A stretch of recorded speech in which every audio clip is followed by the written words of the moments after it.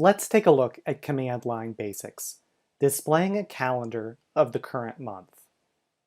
At the command line, there is a simple command that you can use to display a calendar of the current month. Cal.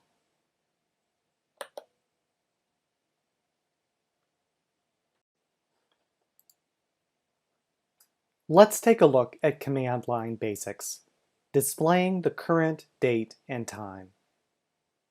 At the command line, there is a simple command that you can use to display the current date and time, the date command.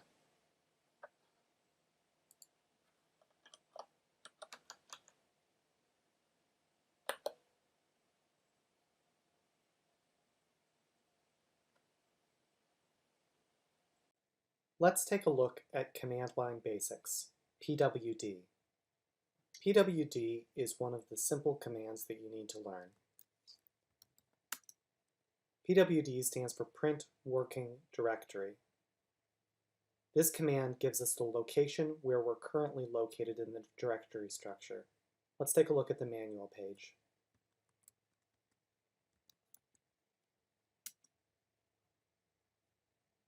PWD prints the name of the current working directory.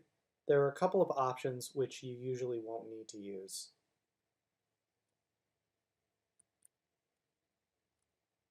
When we run PWD currently, we see that I'm in my home directory. We can explore other places in the file system and use PWD to identify where we are. Let's use the cd command to go somewhere else.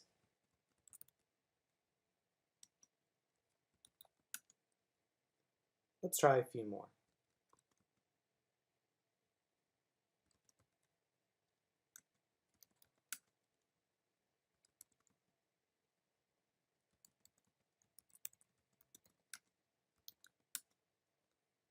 You'll see that wherever I go, I can use PWD to find out the location where I am.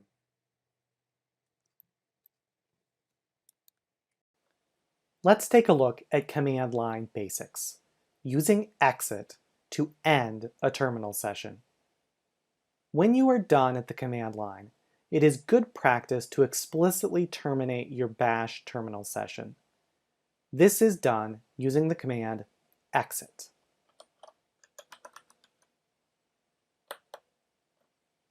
After you execute this command, your bash session ends. If you were connected to a remote server via SSH, as I was here, executing the exit command also terminates your SSH session.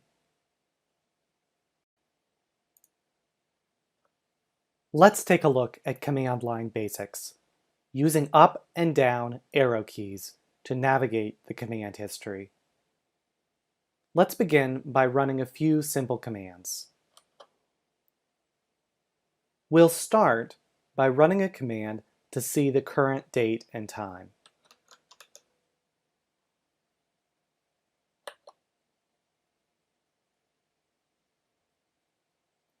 Next, we'll print a simple message.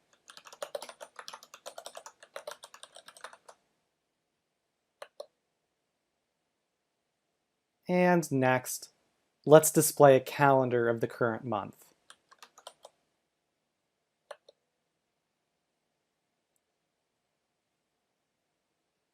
When working at the command line, it is likely that you may want to run a command again.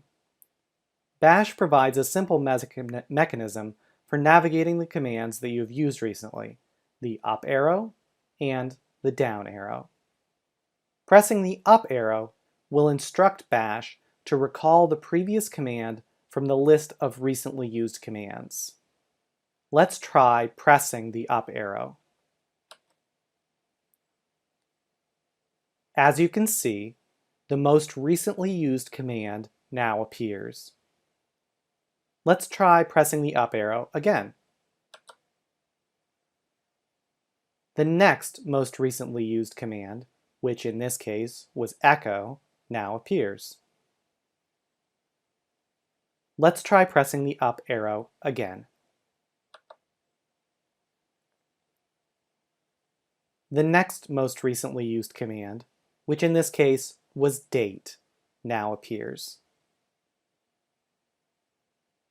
Just as we can use the up arrow to navigate backwards in time through the command history, we can also use the down arrow to navigate forwards in time through the command history.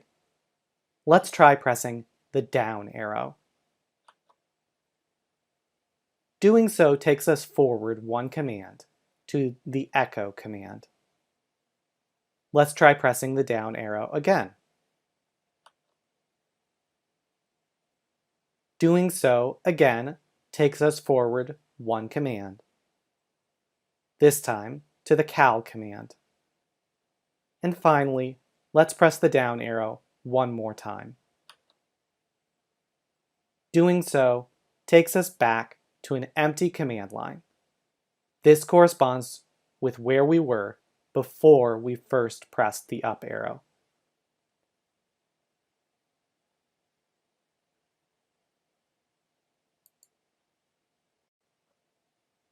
Let's take a look at command line basics, using left and right arrow keys to navigate within the current command. Let's begin with a command that displays a simple message.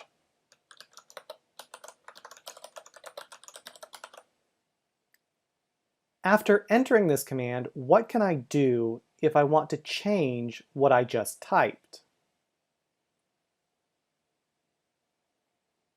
One option would be to delete what I typed using the backspace key,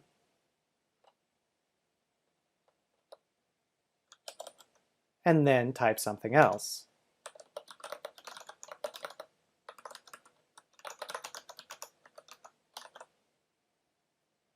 However, there is a more efficient option. By using the left and right arrow keys, I can navigate backwards and forwards within the command as I type.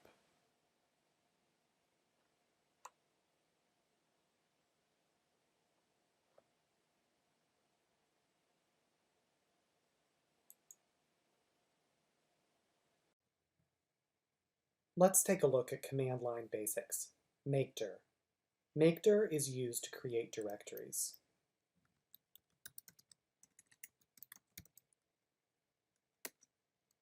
After using Makedir to create a directory, we can use the ls command to verify that that directory was successfully created. Let's try again. This time, let's ask Makedir to be verbose.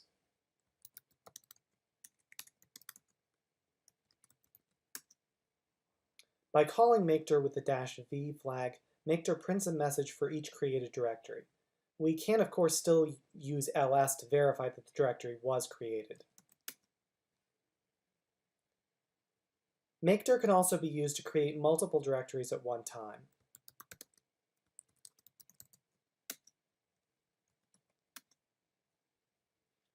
If you attempt to create a directory and a directory with that name already exists, Makedir will produce an error message. In the previous examples, we created directories directly within the current working directory. It is also possible to use Makedir to create directories elsewhere. This command creates a subdirectory called edu inside the src directory. This behavior can be extremely useful. However, be advised that if the parent directory does not exist, Makedir will produce an error message and will fail to create the subdirectory.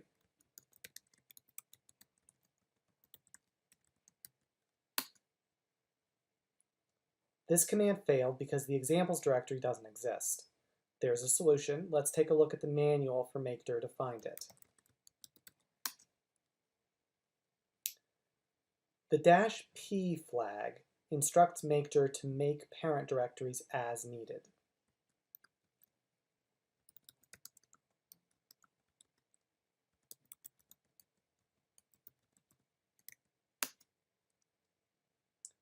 The -p flag can also be used so that makedir doesn't complain if the directory already exists.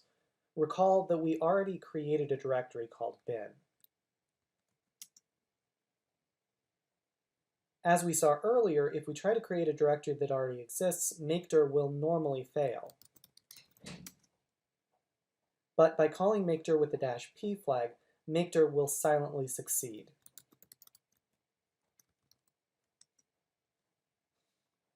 In all of the examples so far, we've asked makedir to create directories within the current working directory.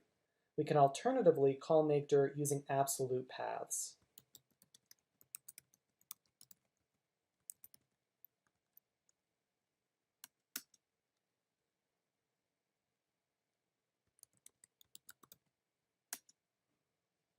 Makedir is an essential Linux command that you will use frequently.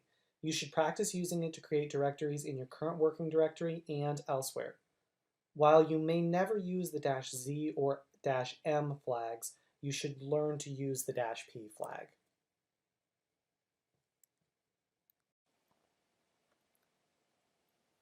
Let's take a look at command line basics, using ls to list the contents of the current working directory. ls is one of the most commonly used commands. Let's take a look. If I run ls with no arguments, it will display the contents of the current working directory. We can now see that this directory contains 5 other directories: baz, foo, homework, kenlm, and Zork. Let's navigate to another directory.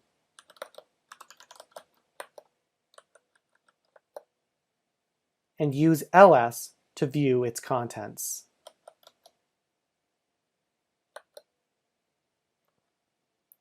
We can now see that the current working directory, kenlm, contains a number of files and directories.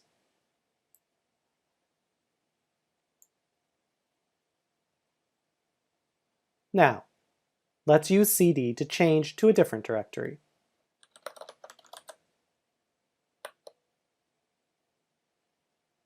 Now, if I run ls with no parameters, it's going to print the contents of the current working directory,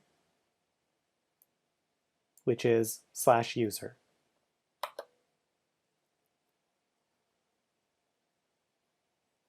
In conclusion, invoking ls with no parameters will display the contents of the current working directory. Let's take a look at command line basics, using less to view text files.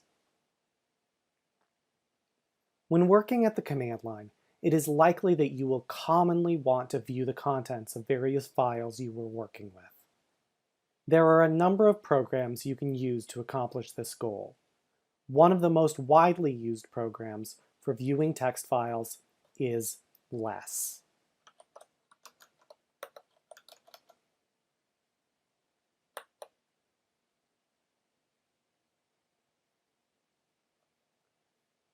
Like many programs you will encounter, the name less is a play on words. Less was developed as a more fully featured replacement for an earlier text viewing application whose name was more. Less can be used to view the contents of text files.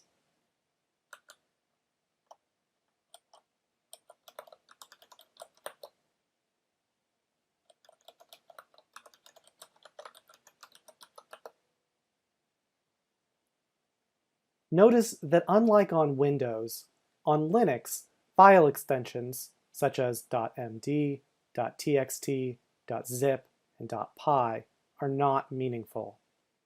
Even though readme.md has an extension, it is still a plain text file and can be opened by less.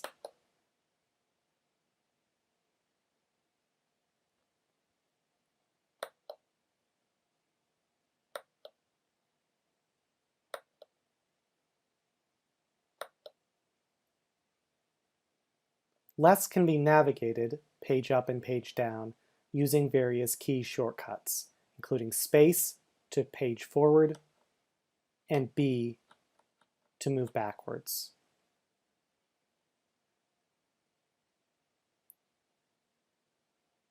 To exit less, press Q.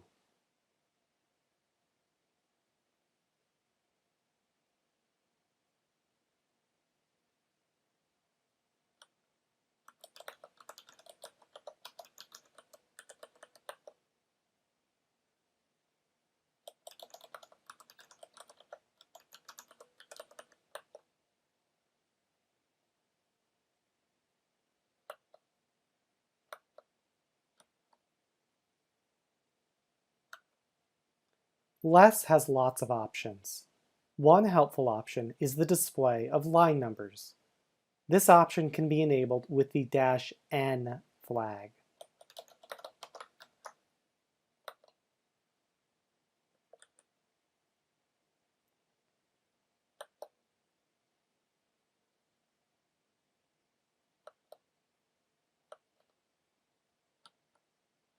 Notice that if necessary, less will wrap lines if the line is too wide to be viewed on the current display. Line 10 in this file begins here, but continues through here. This line is marked as line 10 throughout.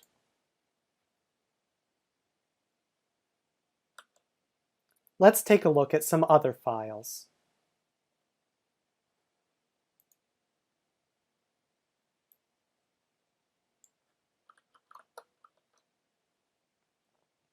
Here is George Washington's inaugural address.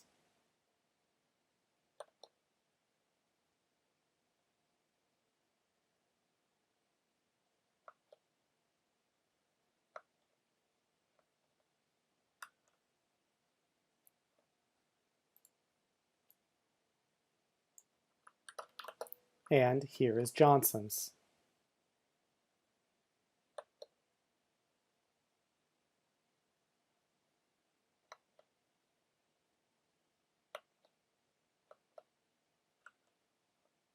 And here is Obama's.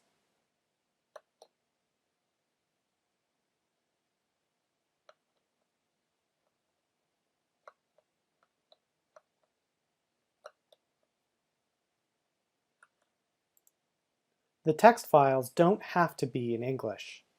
Less is capable of displaying text in other languages.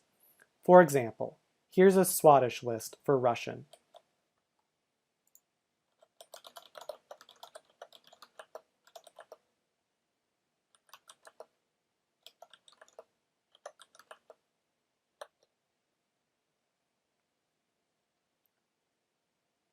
Less can also open more than one file at a time.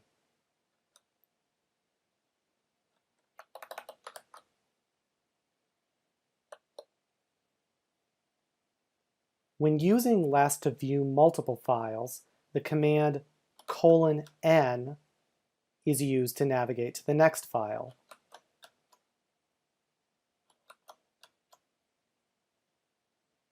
And the command :P is used to navigate to the previous file.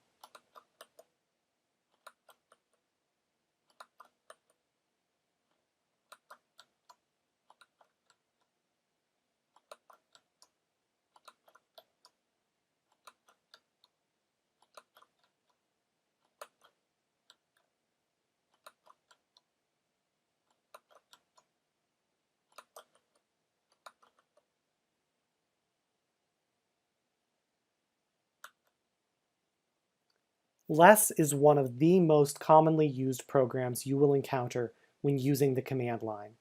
It is well worth your while to learn how to use it and to learn some of its more commonly used shortcuts.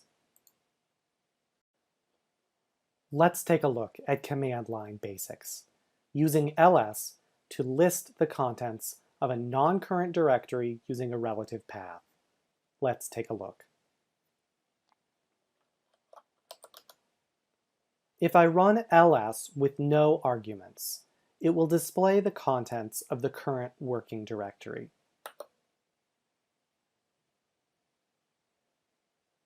ls also accepts an argument. When I provide an argument to ls, it will list the contents of that directory rather than the current directory.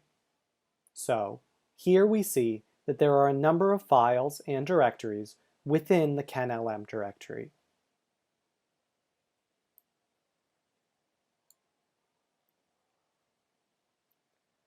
If we want to see the contents of one of these subdirectories,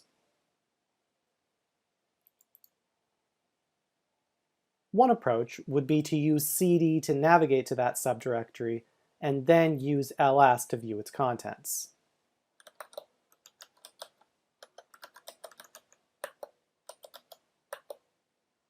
However, there is a faster way. Let's go back to the home directory and try the faster way. Rather than calling cd and then calling ls, we can directly call ls, providing the directory as an argument.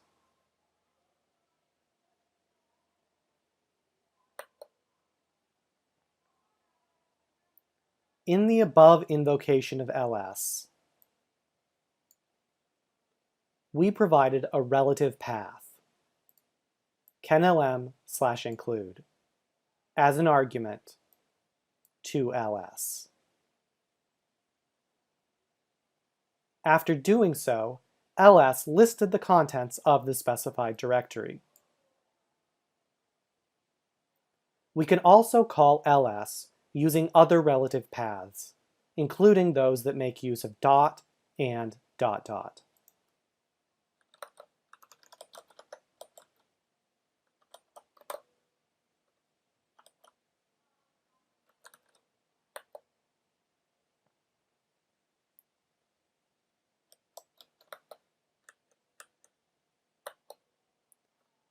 Recall that dot dot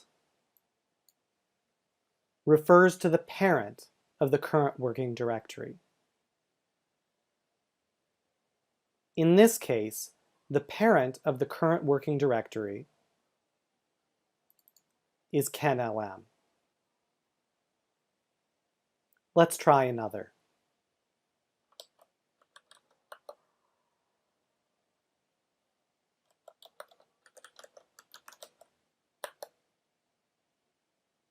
In this case,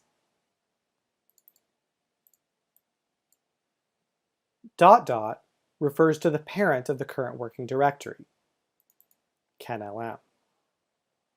And dot dot slash util refers to the util directory that is within the kenlm directory.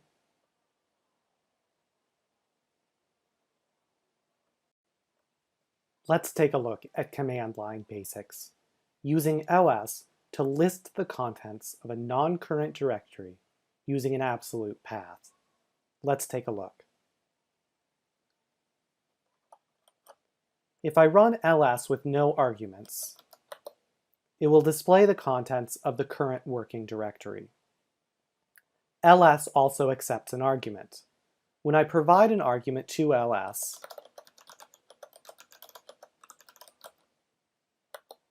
it will list the contents of that directory rather than the current directory.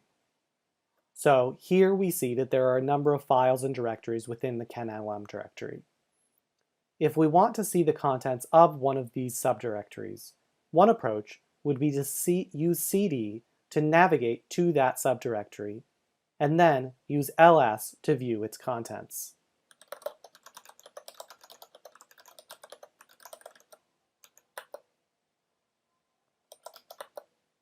However, there is a faster way.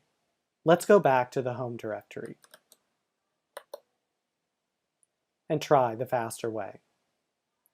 Rather than calling cd and then calling ls,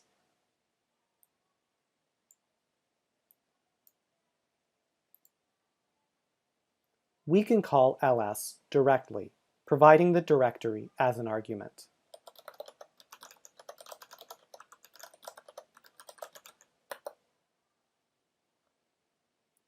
In the above invocation of ls, we provided an absolute path, /home, /lanes, /kenlm, /include, as an argument to ls. Let's take a look at command line basics, identifying and understanding symbolic links. Let's take a look.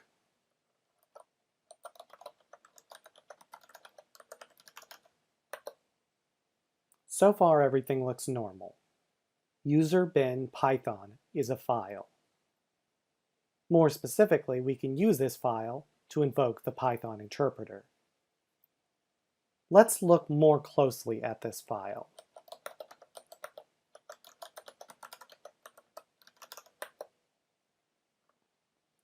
In the above invocation of ls, we used the -l flag to direct ls to use the long listing format.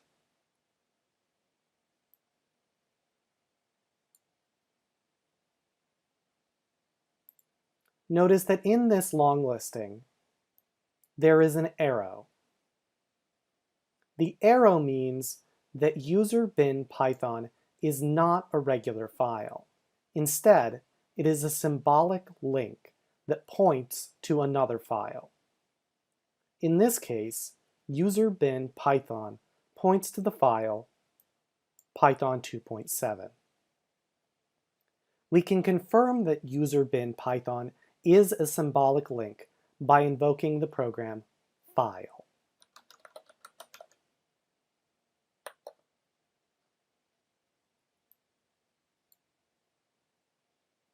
File can be used to determine the type of a file.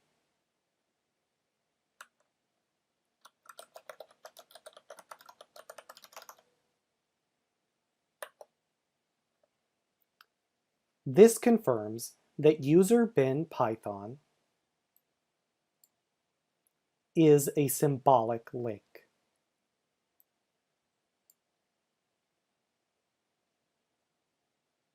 Let's take a look at user bin Python 2.7.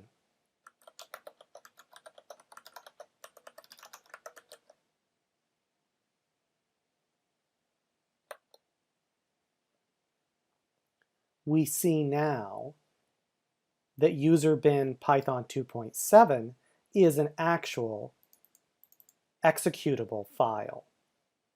So, when we call Python, the system redirects our call so that Python 2.7 is called instead.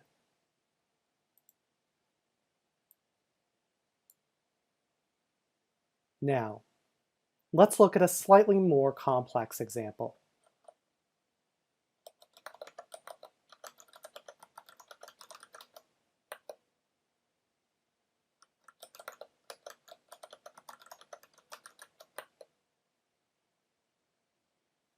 We see that user bin Emacs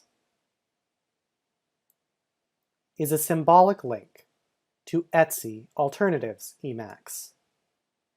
Okay, that's a little strange. Normally executable files are located in user bin, not in Etsy. Let's take a look at Etsy Alternatives Emacs.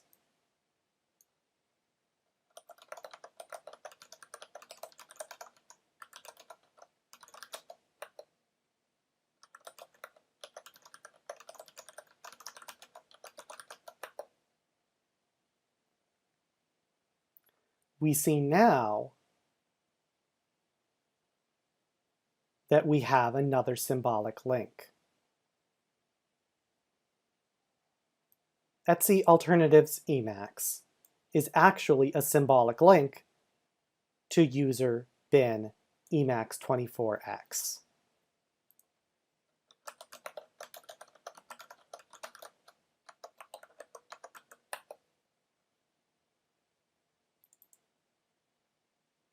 So, when we run user bin Emacs, the system redirects our call twice. First, to Etsy Alternatives Emacs, and then finally to user bin Emacs24x.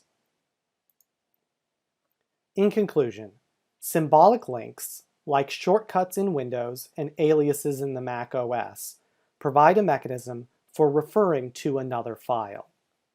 Symbolic links can be easily identified by using ls with the -l flag, and also by using the file command. Let's take a look at command line basics, using ls to view hidden files. If I run ls with no arguments, it will display the contents of the current working directory. We can see now that this directory contains 5 other directories: Baz, Foo, Homework, CanLM, and Zork. However, this directory actually contains a number of other hidden files.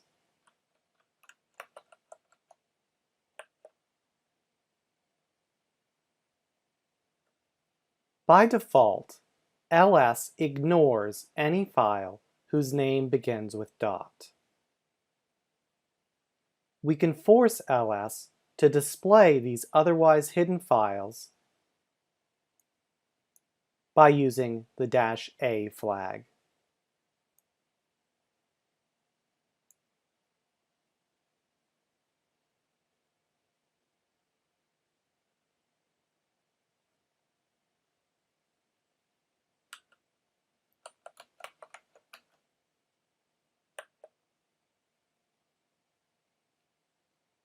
As you can see, when we invoke ls with the -a flag in the home directory, a number of hidden files can be seen.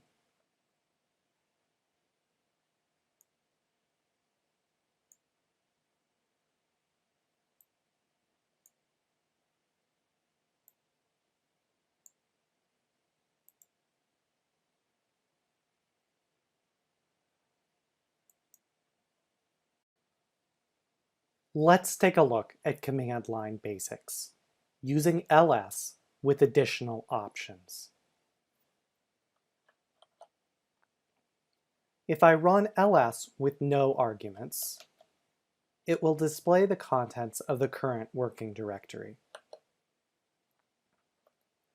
We can now see that this directory contains 5 other directories: Baz, Foo, Homework, CanLM, and Zork. There are a number of additional options we can use to configure ls.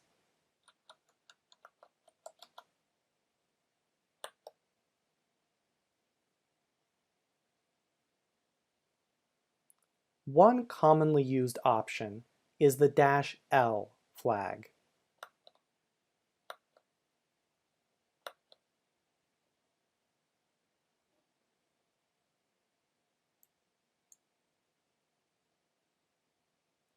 The -l flag causes ls to use a long listing format.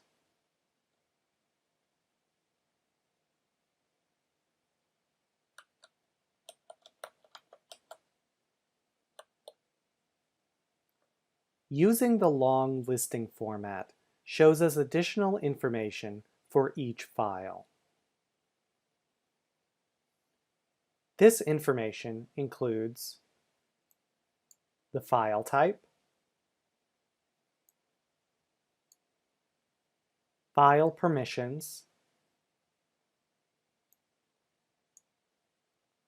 the owner, and group associated with the file, the file size, the modification date, and the file name.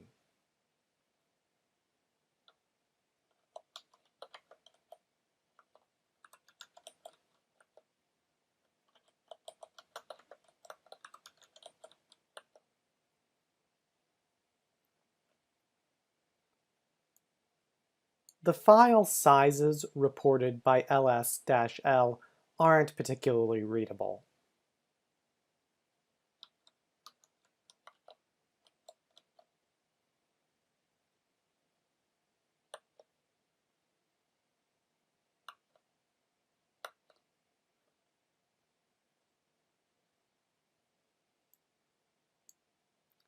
By using the -h flag, ls will report file sizes in a more human-readable format.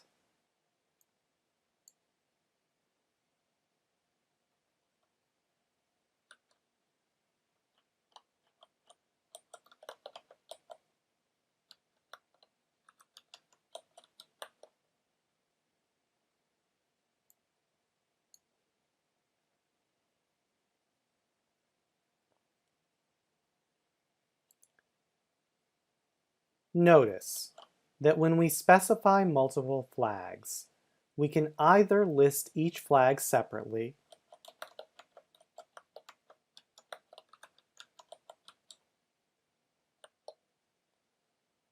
or list the flags together.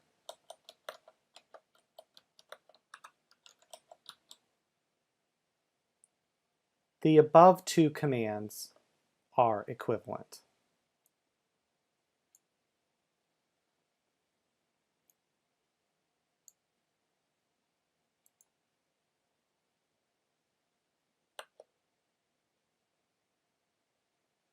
There are a number of other useful flags in ls, which can be found by reading through the ls man page.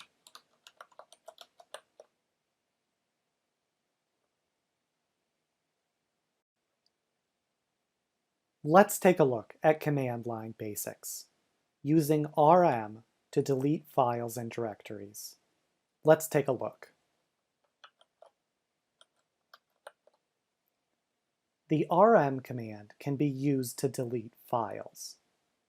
Let's use rm to delete the file license in the current directory.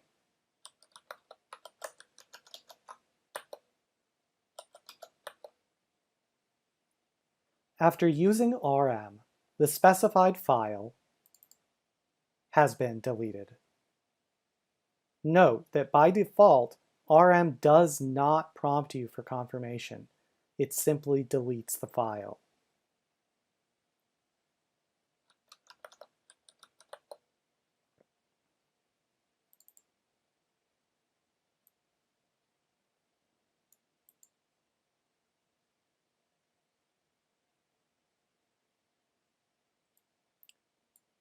If you use the -i flag, rm will prompt you for confirmation before it begins deleting files.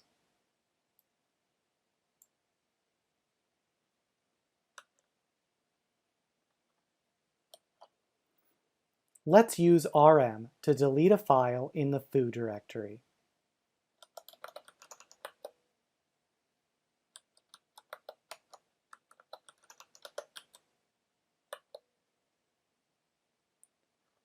Because we specified the -i flag,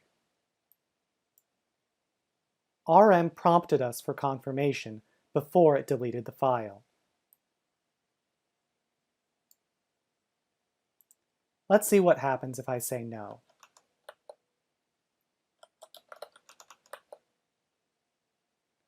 rm did not delete the file. Let's try again, and this time we'll say yes to the confirmation.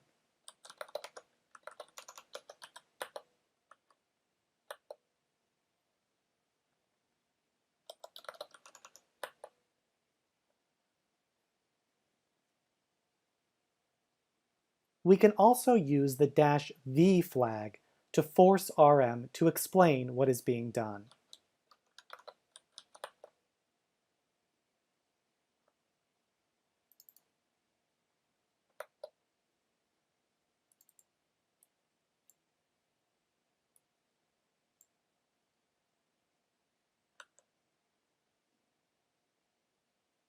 Let's try removing another file, this time using the -v flag.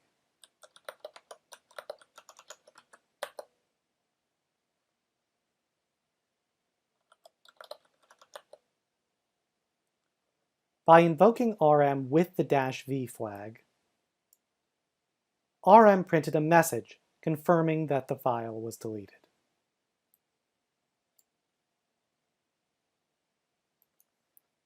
We can also invoke RM with an absolute path.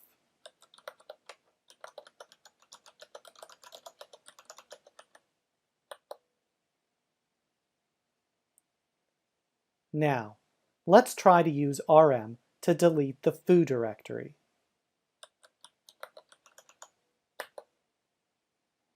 What just happened? We called RM, providing foo as the argument for what to delete. And RM failed to delete the directory.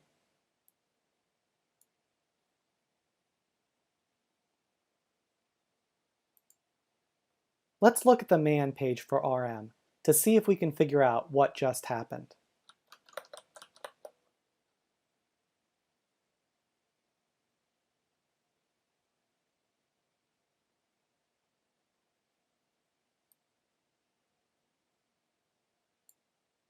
By default, RM does not remove directories.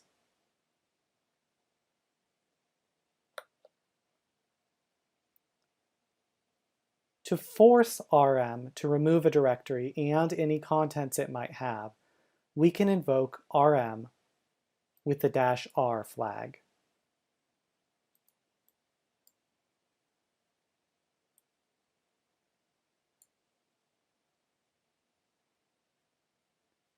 In many cases, especially when you are new to the command line, it is advisable to use the -I or -I flag when invoking RM recursively.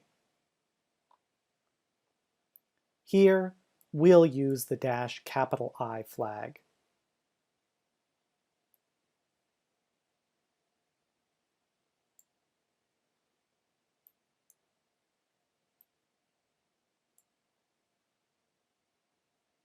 We will also use the -v flag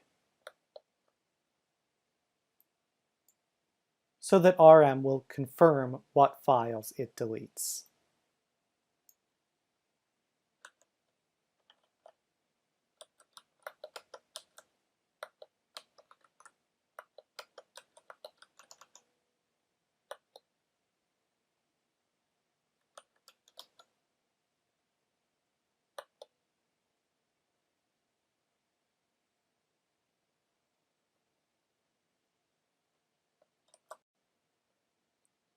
Let's take a look at command line basics, using CD to navigate to a directory using a relative path. Let's take a look at where we are, the current working directory.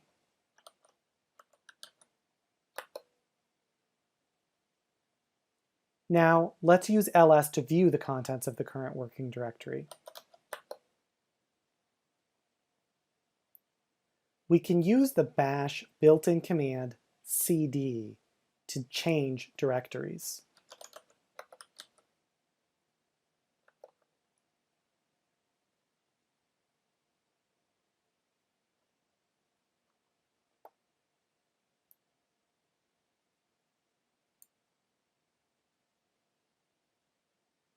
To use cd, we provide the name of the directory into which we wish to navigate.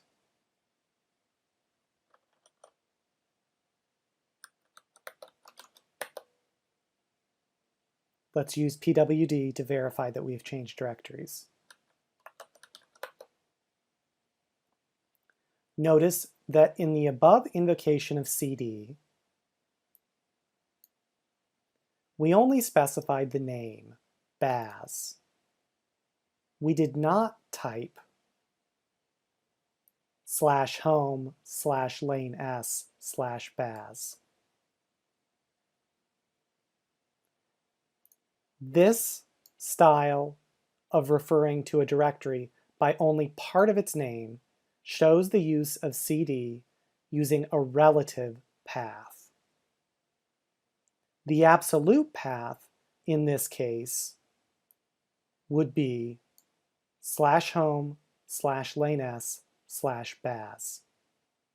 The relative path that we used was simply Baz.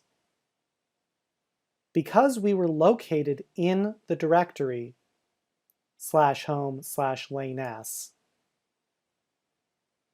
at the time we invoked CD, the part of the path corresponding to the current directory can be omitted through the use of a relative path. There are two special relative path components, dot and dot dot.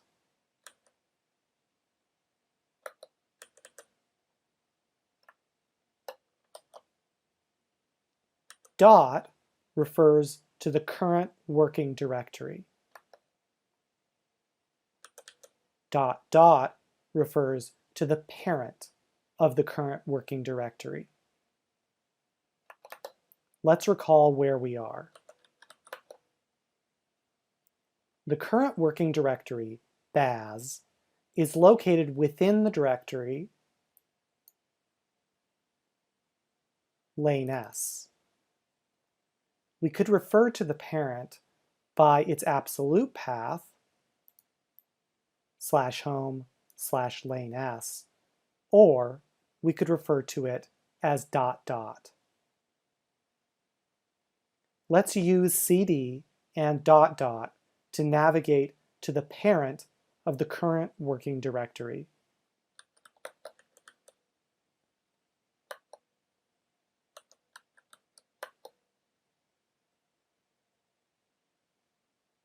Let's practice some more.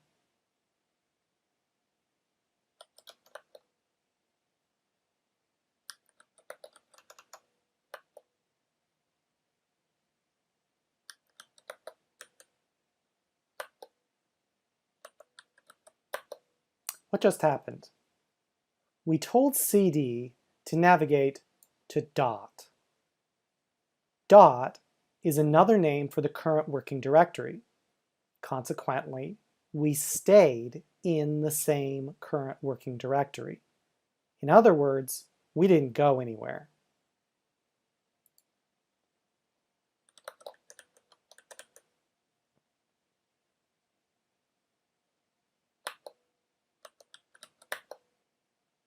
What just happened?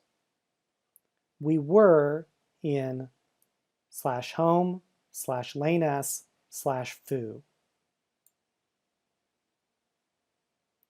We used dot dot twice.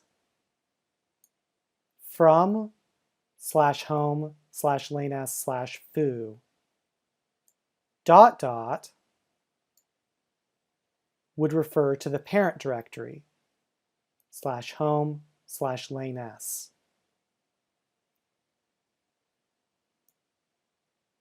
But we used the relative path dot dot slash dot dot. If dot dot is the parent, then dot dot slash dot dot is the parent of the parent. In this case, the parent is /home/lane_s, and its parent is /home. So, invoking CD dot dot slash dot dot from home lane_s foo takes us to home.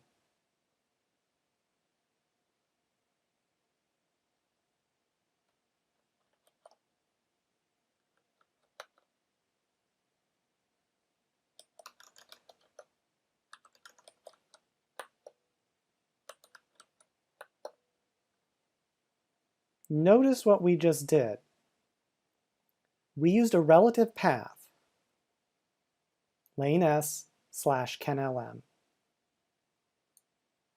to navigate from /home to /home /lane S / KenLM.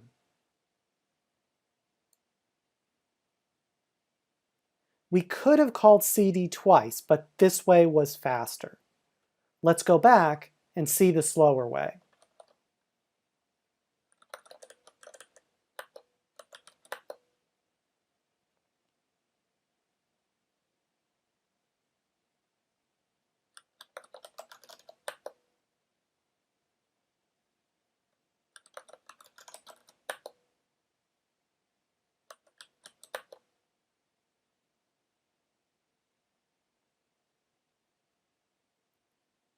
We used CD here to navigate one directory at a time.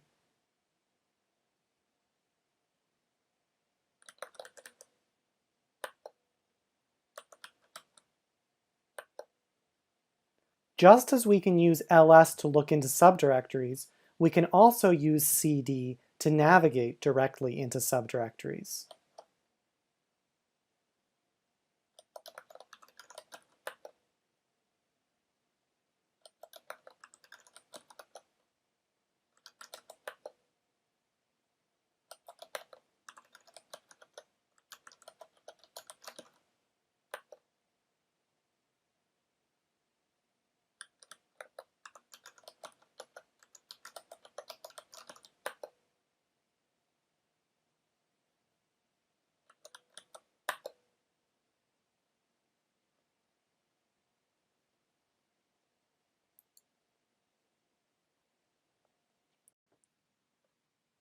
Let's take a look at command line concepts, understanding complex relative paths using dot and dot dot.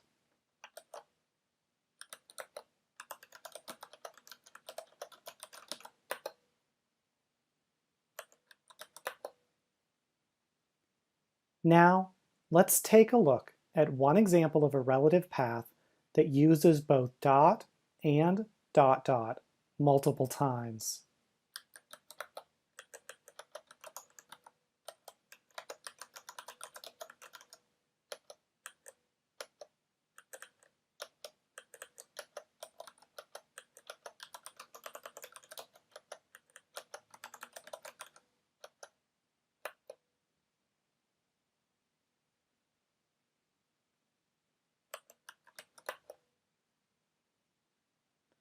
Now, let's go back and take a closer look at this complex relative path. We'll begin by visualizing the directory tree in which we're operating. The directory tree looks like this. For convenience in keeping track of subdirectories, I have color-coded the subdirectories we'll be discussing. The current working directory is /home /lane S /KenLM /util /stream. Notice that I've color-coded the names in this path to match the corresponding subdirectories in the directory tree. Now let's look at our complex relative path. Again, notice that I've color-coded the names in this relative path to match the corresponding subdirectories in the directory tree.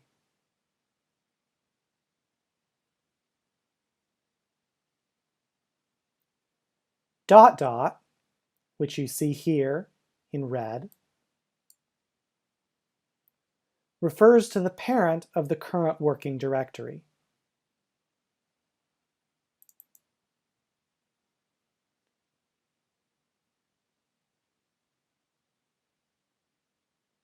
In our case, the parent is the util directory, which is also drawn in red here in the tree.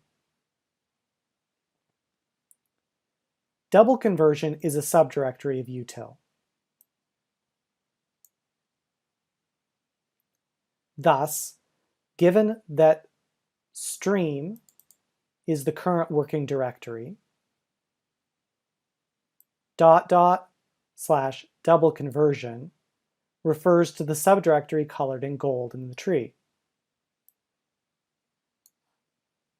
/home, /lanes, /kenlm, /util, /double conversion.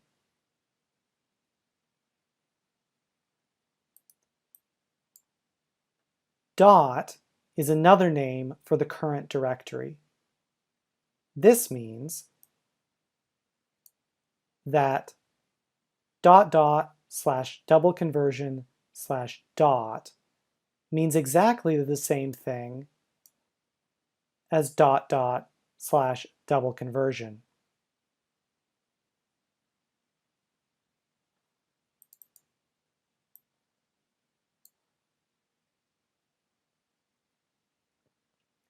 The parent of double conversion is util. Thus, / double conversion /dot / refers to the red node in the tree, whose absolute path is /home /lanes /kenlm /util.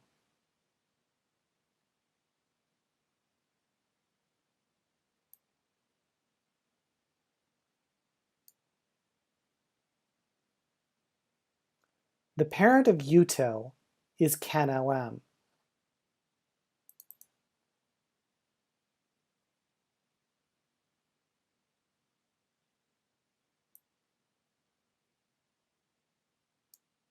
So, / double conversion /dot / refers to /home /lanes /kenlm, which we see colored orange in the tree. lm, which you see in blue, is a subdirectory of kenlm. So,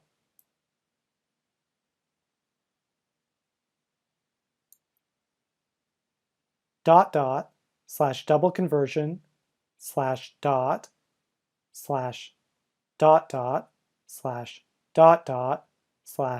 lm refers to /home /lanes /kenlm /lm.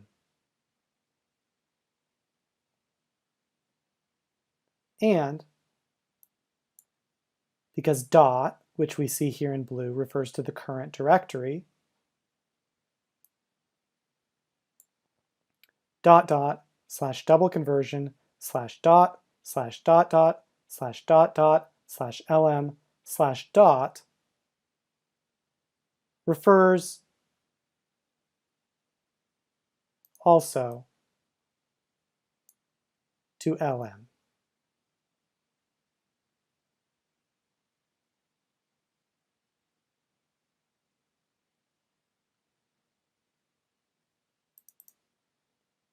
Wrappers is a subdirectory of lm. So, / double conversion /dot / lm /dot /wrappers refers to /home /lanes /kenlm /lm /wrappers.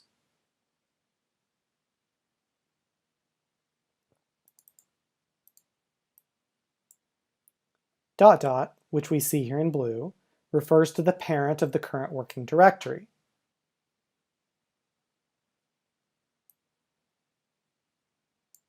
So this path refers to LM.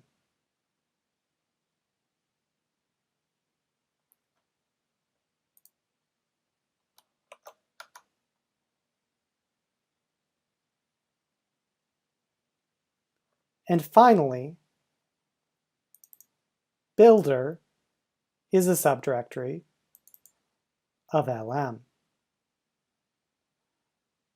And so, dot dot slash double conversion slash dot slash dot dot slash dot dot slash LM slash dot slash wrappers slash dot dot slash builder refers to home, lane S, kenLM, LM, builder.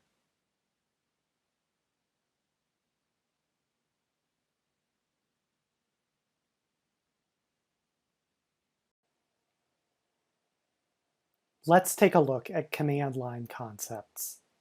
Understanding complex relative paths using dot and dot dot.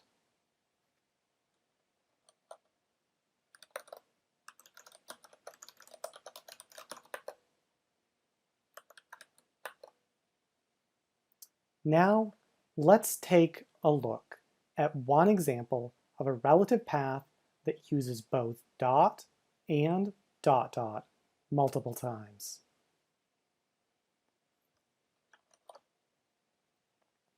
Note that the following example is intentionally complex, deliberately made convoluted to illustrate how dot and dot dot can be used within other paths. It may be a while before you encounter an example that's this complex in real life, but it is good to understand what's going on.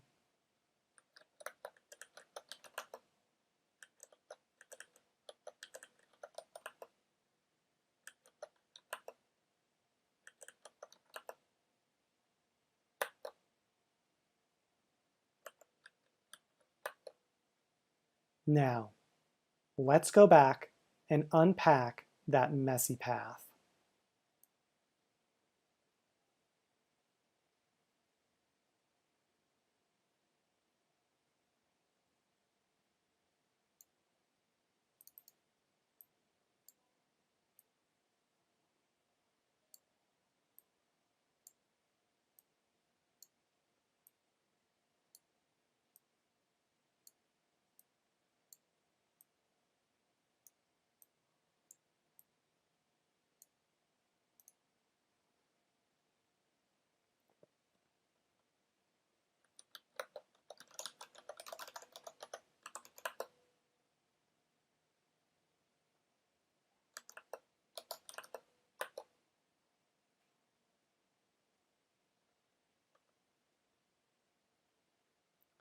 Dot dot refers to the parent of the current working directory. In our case, the parent is the util directory.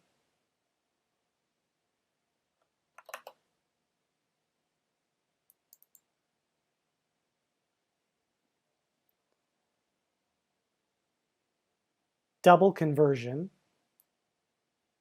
is a subdirectory of util.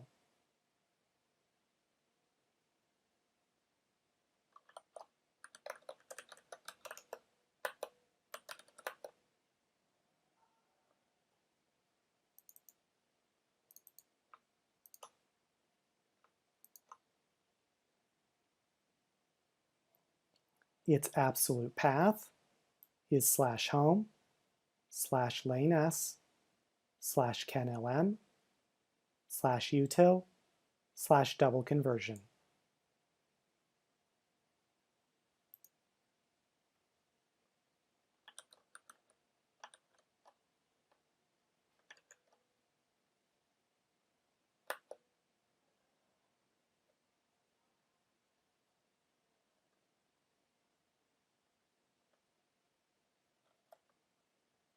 Dot is another name for the current directory.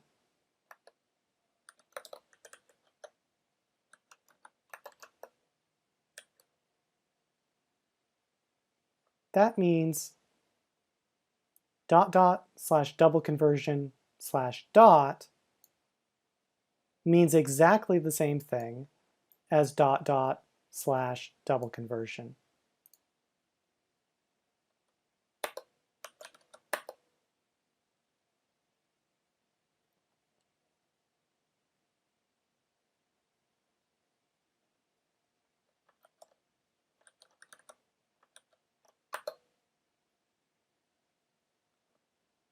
The parent of double conversion is util. The parent of util is CanLM.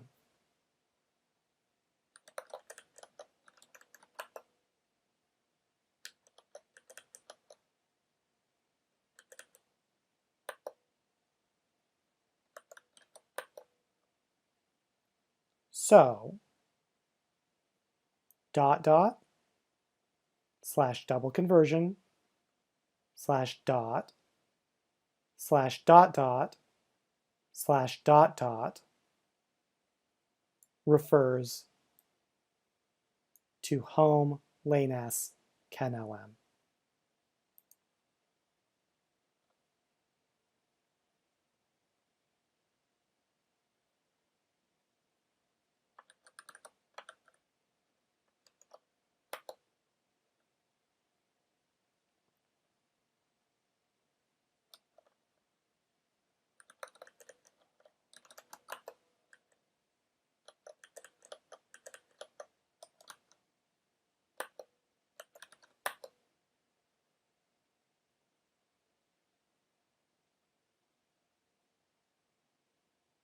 LM is a subdirectory of CanLM.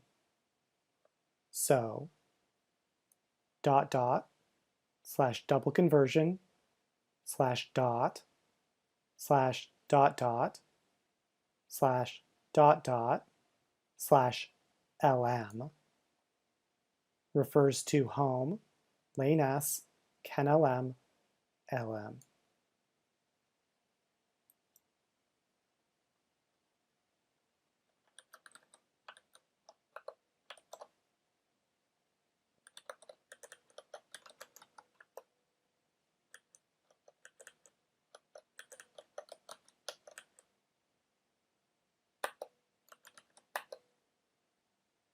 And because dot refers to the current directory,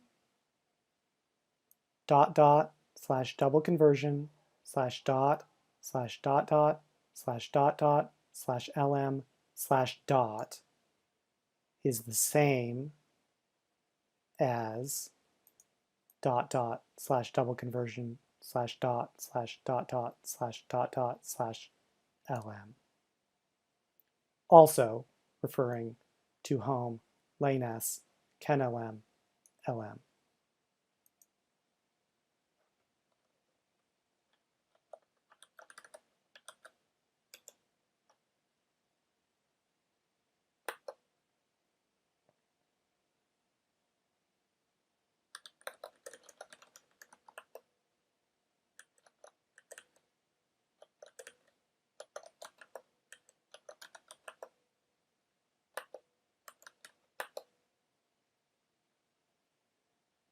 Wrappers is a subdirectory of LM. So, dot dot slash double conversion slash dot dot slash dot dot slash LM slash dot slash wrappers refers to home lanes CanLM LM wrappers.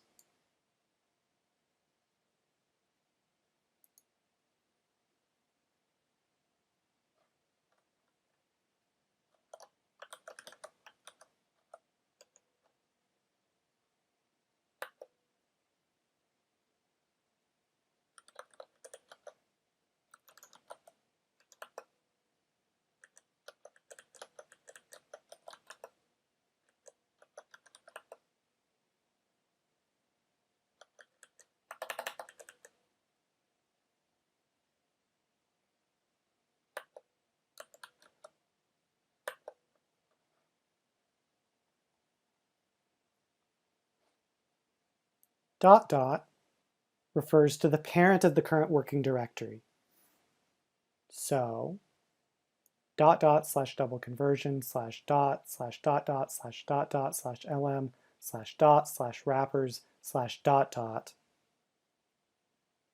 refers to home, lane s, kenlm, lm.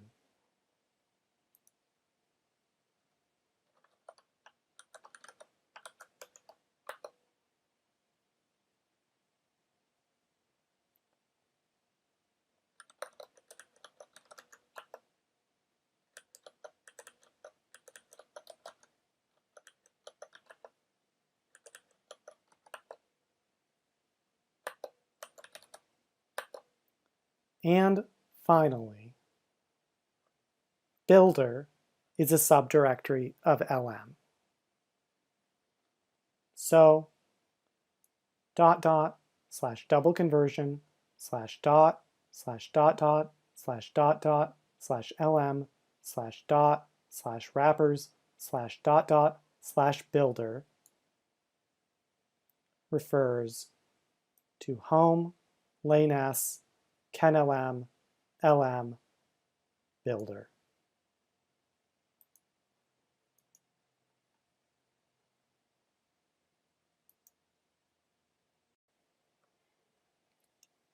Let's take a look at command line basics.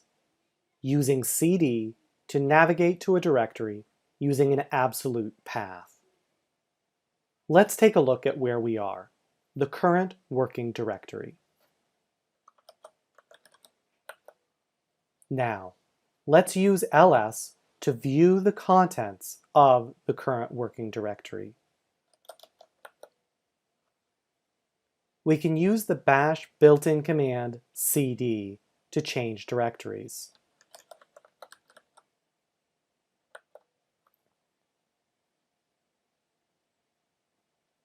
To use cd, we provide the name of the directory into which we wish to navigate.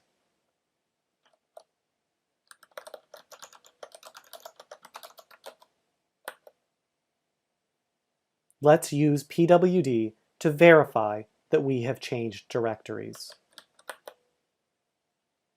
Notice that in the above invocation of cd, we specified the full path /home /lanes /baz.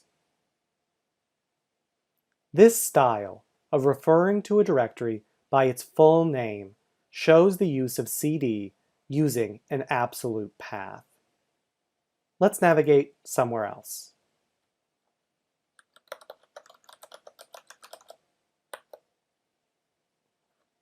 In the above command, the absolute path that we used was /user/local.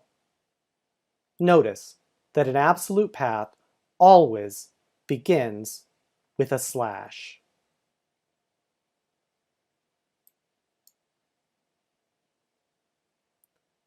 The layout of the Linux directory structure is a tree.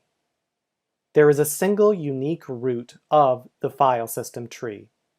The notation / represents the root of the file system.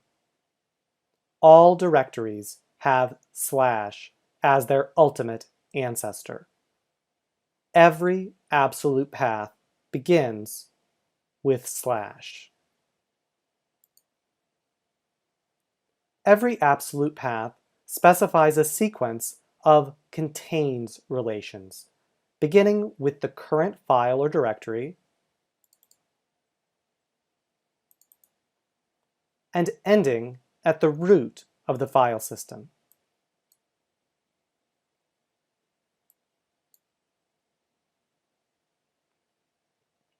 Let's look at another absolute path.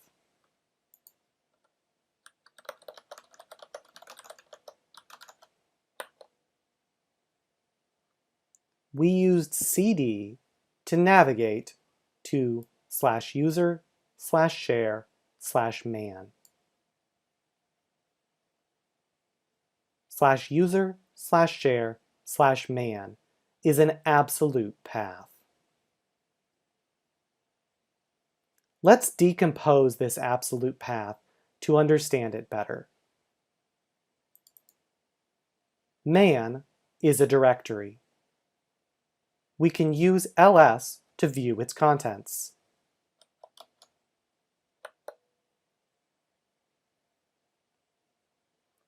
The parent directory of man is share. In other words, the share directory contains the man directory. Let's verify this by using ls to view the share directory.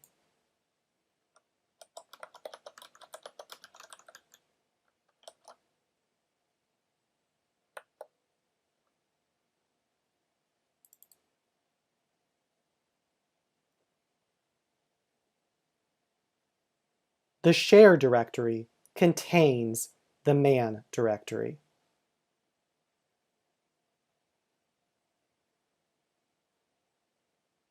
The parent directory of share is user. In other words, the user directory contains the share directory. Let's verify this by using ls to view the user directory.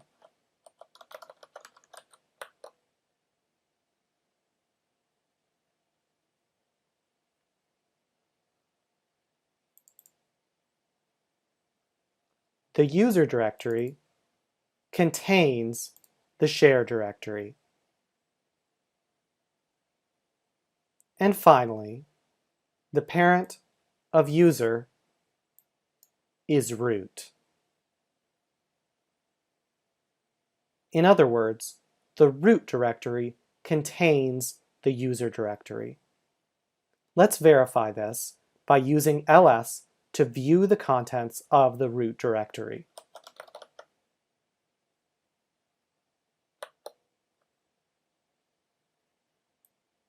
The root directory contains the user directory.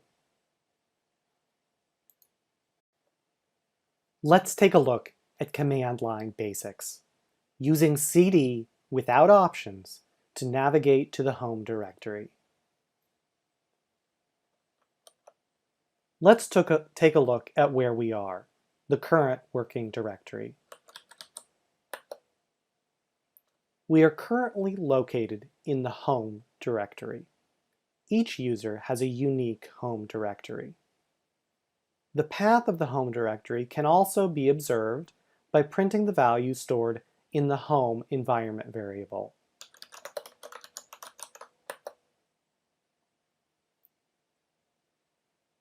Now, let's navigate to a different directory. Let's use pwd to verify that we have changed directories. Now, let's call cd again.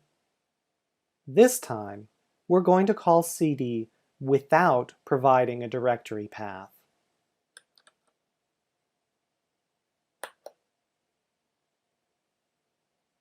What just happened? Normally, when we call cd, we provide a relative or absolute path to a directory, and cd then takes us to that specified directory. In this case, we didn't provide a directory. So where did we go? Let's use pwd and the documentation for cd to figure out what just happened.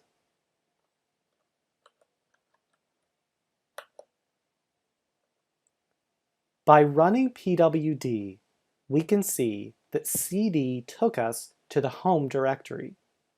Each user's home directory is different. My home directory is /home/lanes. We invoked cd without any options. Doing so took us to the home directory. Let's take a look at the documentation for cd to find out why. Recall that cd is a bash built-in command.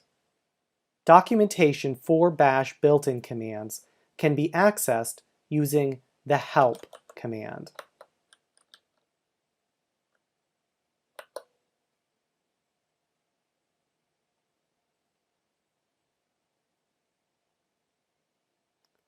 The documentation states that cd is used to change the shell working directory.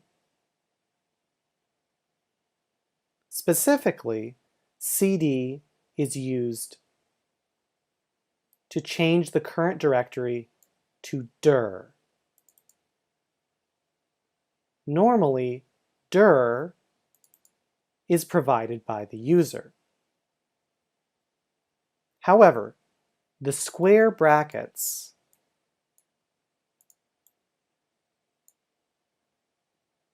in the usage means that providing this value is optional. In other words, users are allowed to call cd without providing a directory. When this happens, cd falls back to a default value for dir.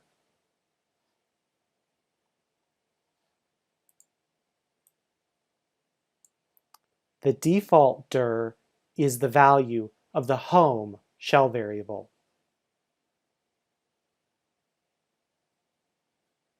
As we saw earlier,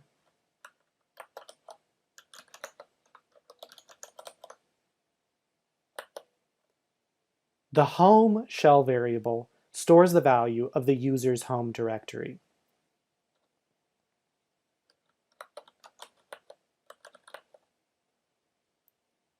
Thus, calling cd without any options takes us to the home directory.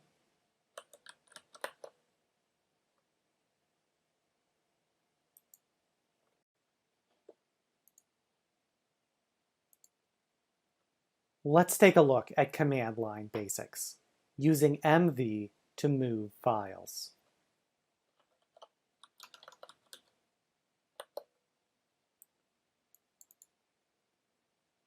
The mv command can be used to move files. mv takes two mandatory arguments. When moving a single file, the first argument is the path to the file you want to move. The second argument is the path where you want the file moved to.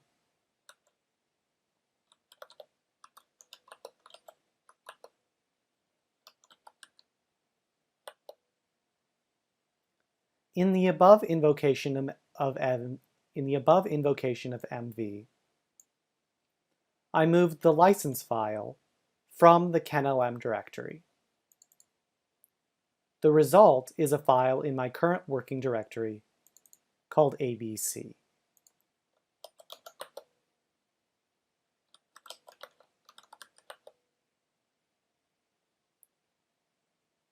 Another way to invoke mv is by giving mv a destination directory. For example, let's say we wanted to move the file abc from the current directory into the directory baz.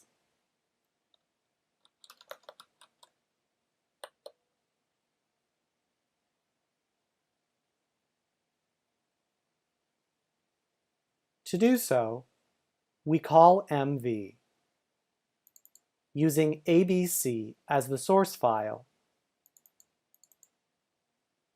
and baz as the destination directory.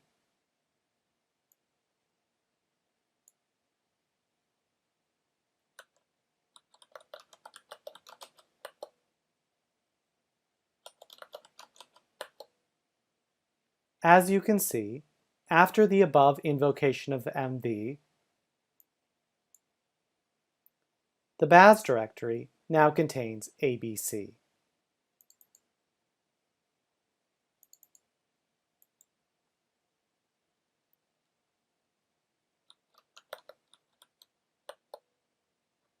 Usually, it is not necessary to supply any options to MV.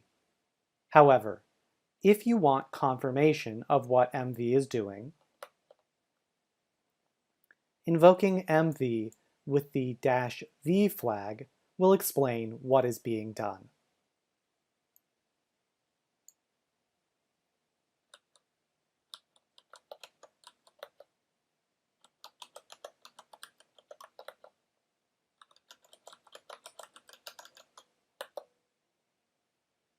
By calling MV with the -v flag,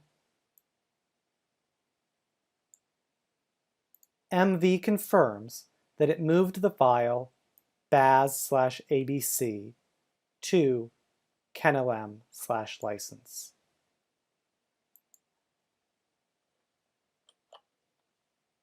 MV can also be used to move multiple files to a common destination directory.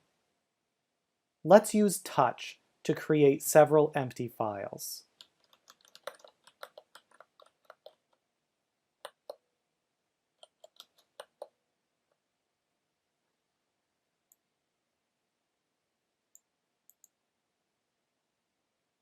Now, let's use MV to move all 4 of these files into the foo directory.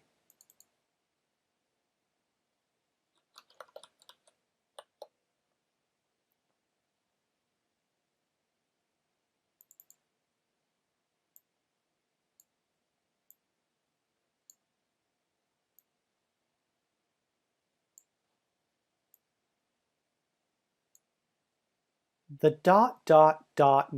notation here indicates that MV allows us to specify multiple source files.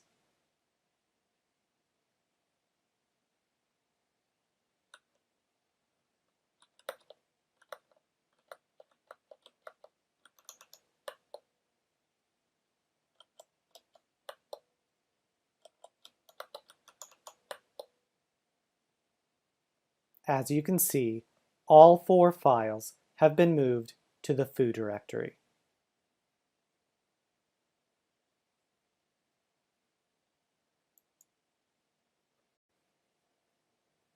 Let's take a look at command line basics, using cd to navigate using tilde. Let's take a look at where we are, the current working directory.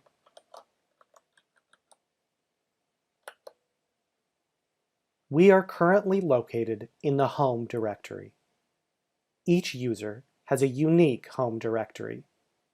The path of the home directory can also be observed by printing the value stored in the home environment variable.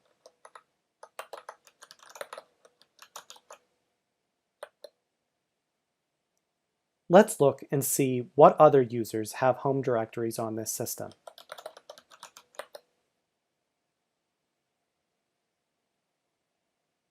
Navigating to or referring to a user's home directory is so common, there is a special shorthand syntax for doing so: tilde.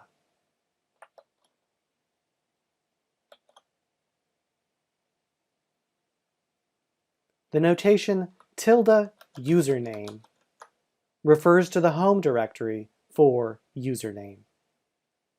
For example, let's try navigating to the home directory for the user Bryce2.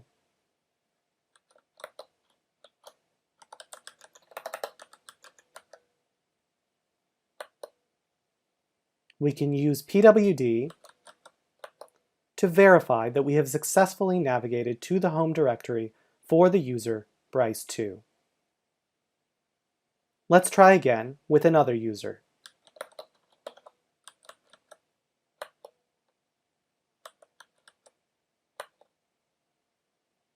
I can also use this notation to refer to my own home directory.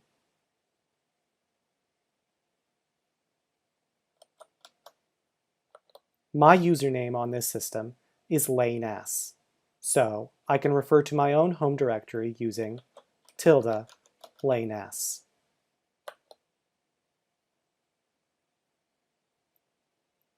It turns out that referring to your own home directory is even more common than referring to someone else's home directory. Consequently, there's an even shorter shorthand notation for referring to your own home directory. Tilde.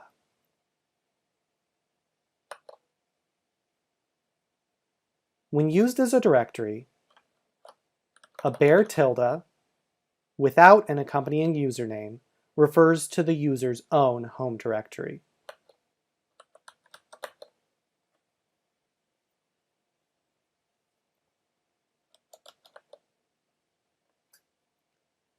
You can also use this notation to refer to files and directories within your home directory.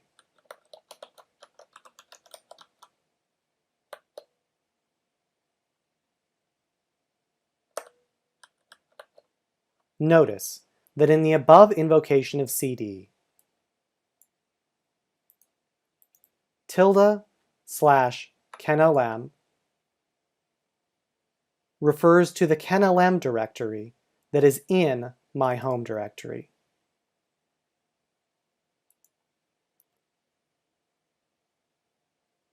In conclusion, the notation tilde username can be used to refer to the home directory associated with the specified username. For example,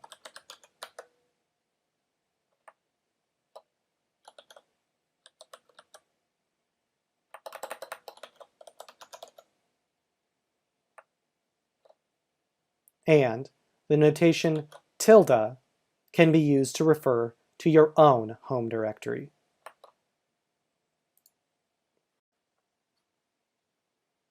Let's take a look at command line basics, using ln to create symbolic links.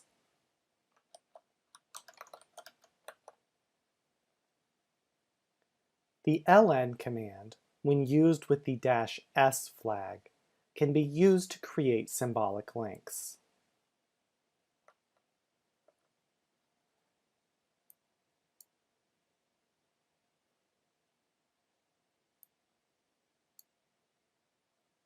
Symbolic links, like shortcuts in Windows and aliases in the Mac OS, provide a mechanism for referring to another file.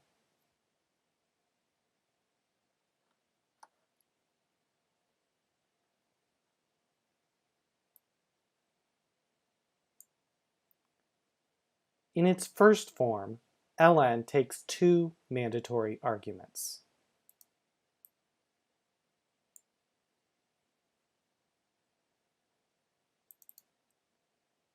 The first argument is the path to a file that already exists.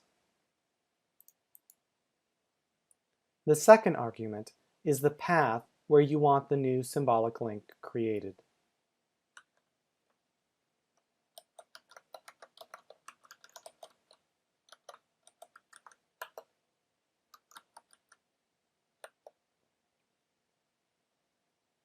In the above invocation of ln, I created a new symbolic link called abc that points to the license file in the kenlm directory.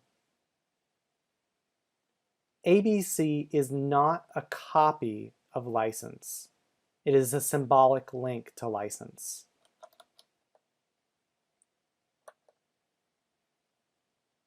We can verify this by using the file command to ascertain the type of abc.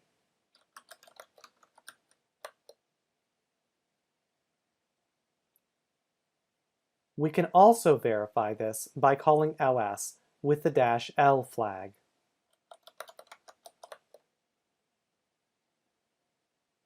The long file format shows that abc is a link, and that it points to kenlm/license.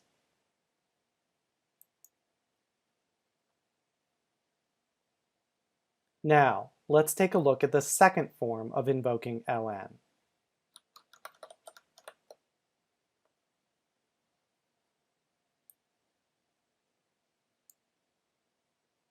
In the second form, we only provide the path to the file that already exists.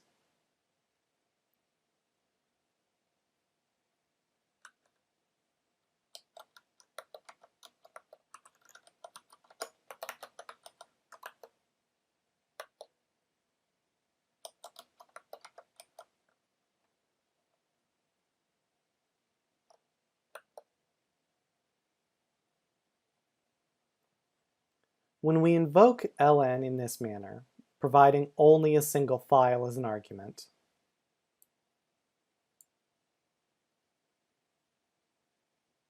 ln creates a symbolic link to that file with the same name in the current working directory.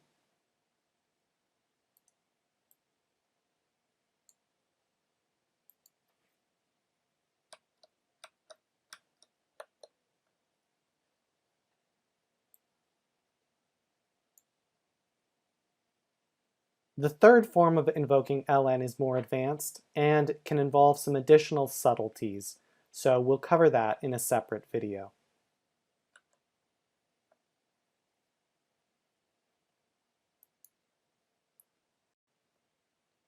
Let's take a look at command line concepts, using ln to create symbolic links in another directory.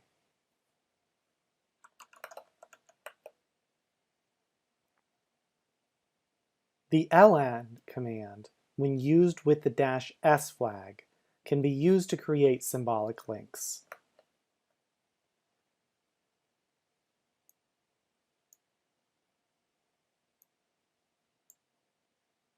Symbolic links, like shortcuts in Windows and aliases in the Mac OS, provide a mechanism for referring to another file. We're going to look at the third form of invoking ln.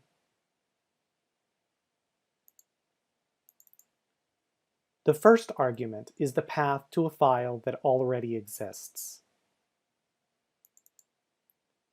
The second argument is a directory in which you want the new symbolic link created.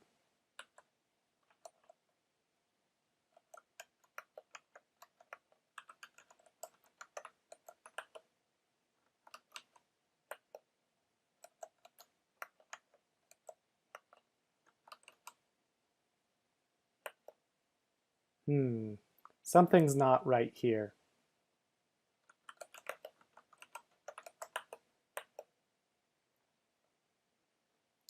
The symbolic link is broken.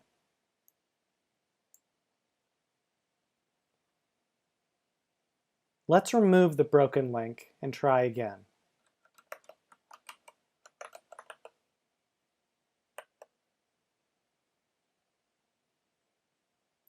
In the above invocation of ln, we attempted to create a symbolic link in another directory. When we provided the first argument, it was a relative link. This use of a relative link in the third form of ln is the cause of our broken link. There are a couple of possible solutions. The first solution is simply to use an absolute path instead of a relative path.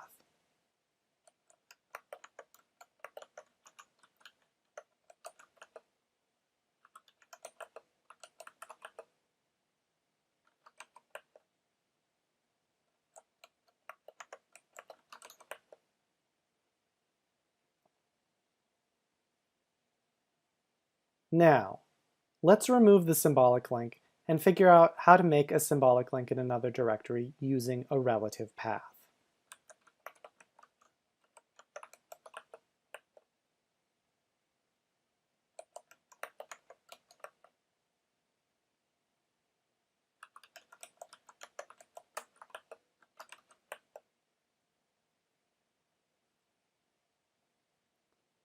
Let's try to figure out why this link is broken.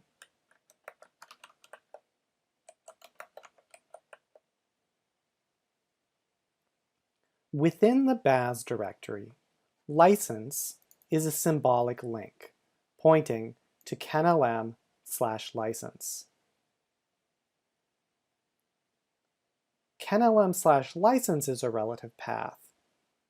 Within the baz directory, what does the relative path kenlm/license mean?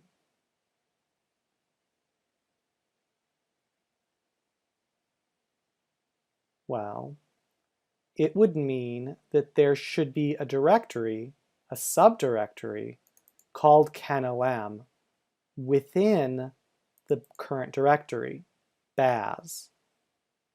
And within that subdirectory, there should be a file called license. There's the problem. Is there a kenlm directory inside baz? No, there's not. We just ran ls from within baz, and there is no kenlm subdirectory. The broken link is looking for something that doesn't exist. That's why it's broken. We can confirm this by using readlink to determine the absolute path that the symbolic link is attempting to point to.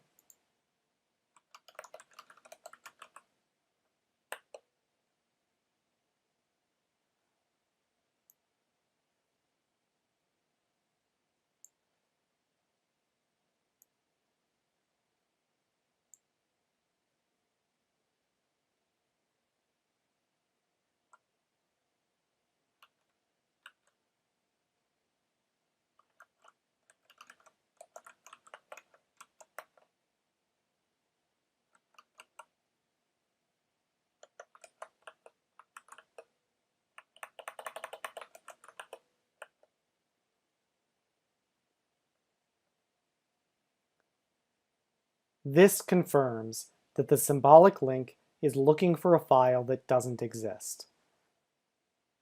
/home/lanes/baz/kenlm/license. So what would happen if the missing file were to be created?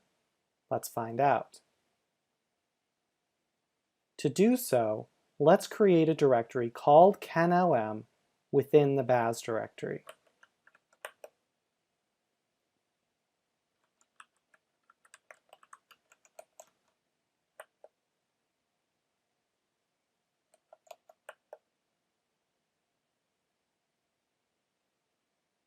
Now, let's use the touch command to create an empty file called license within our newly created kenlm directory.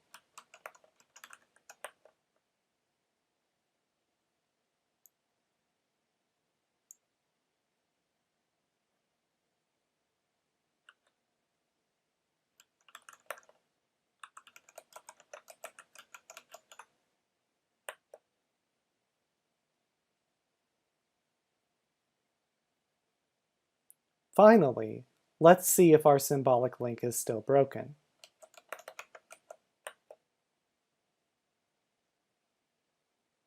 The symbolic link license in the baz directory is no longer broken. Why? Because the file it was looking for now exists.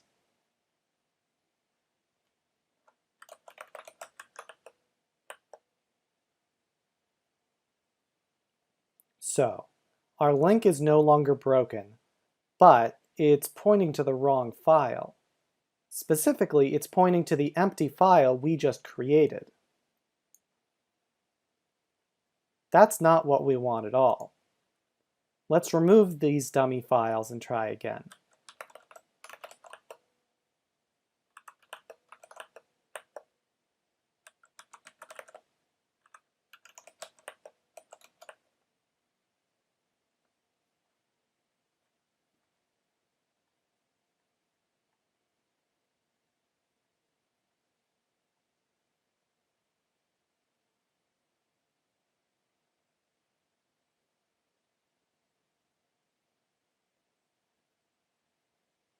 In order to use the third form of ln to correctly create a link, it's helpful to realize two things.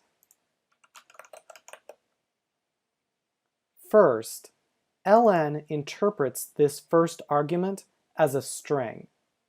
And second, if that string represents a relative path, the file system will interpret that relative path relative to the directory in which the symbolic link is to be created. Recall from above that our broken symbolic link was looking for a kenlm directory within the baz directory. So let's think about things relative to the baz directory. From within the baz directory, what relative path can we use to refer to /home /lanes/kenlm/license? Well, kenlm and baz are both in the home directory.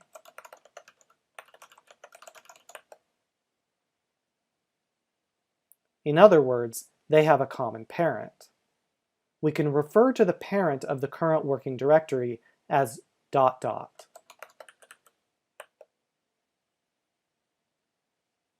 So from the baz directory, ... /kenlm refers to /home /lanes/kenlm. And ... /kenlm/license refers to the file that we want. Armed with that information, let's try making that symbolic link again.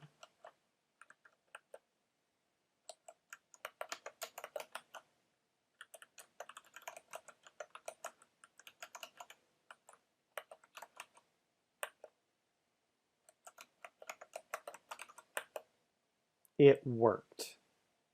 We can use readlink to confirm that the symbolic link is now pointing to the correct file.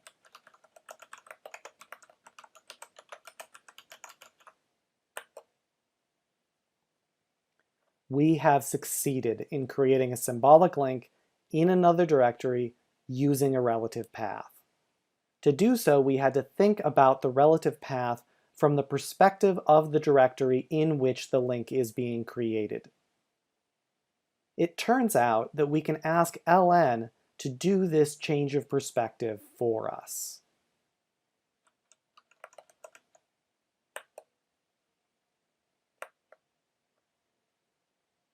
When invoked with the -r flag, ln will create the symbolic link relative to the link location. Let's remove the existing link and give this a try.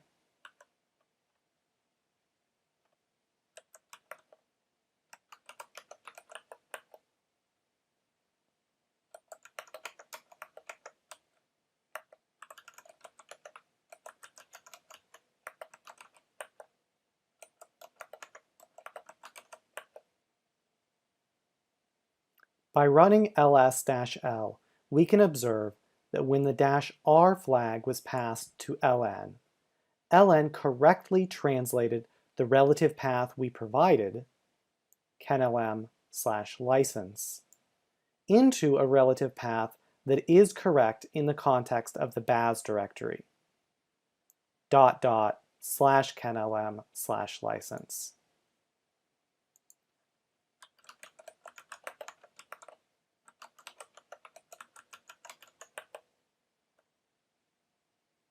Calling readlink confirms that the symbolic link in the baz directory is indeed pointing to the correct file, /home /lanes/kenlm/license.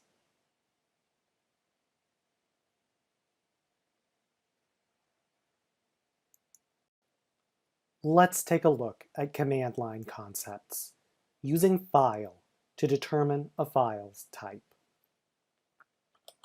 Let's take a look.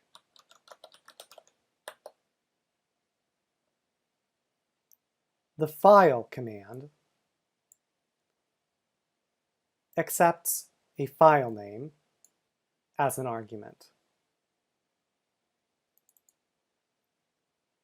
the command attempts to determine the type of the specified file.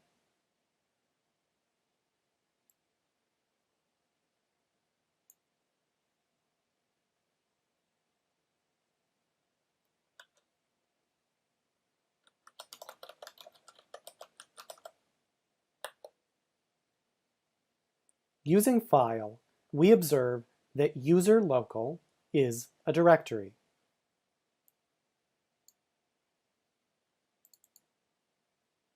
Great. That's exactly what we would expect. Let's look at some more files and use the file command to determine their respective types.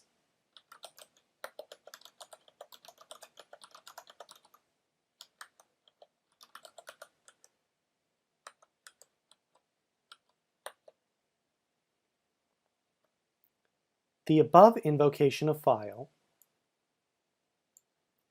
tells us that mailq.1.gz is comprised of data that was compressed using gzip.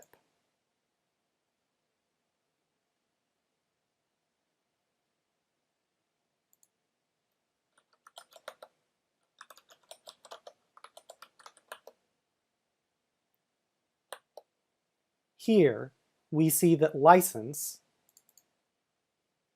is a plain text file encoded using ASCII.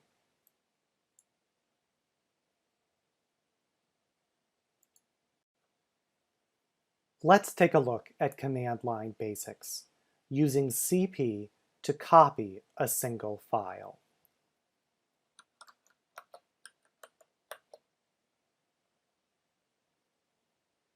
The CP command can be used to copy files.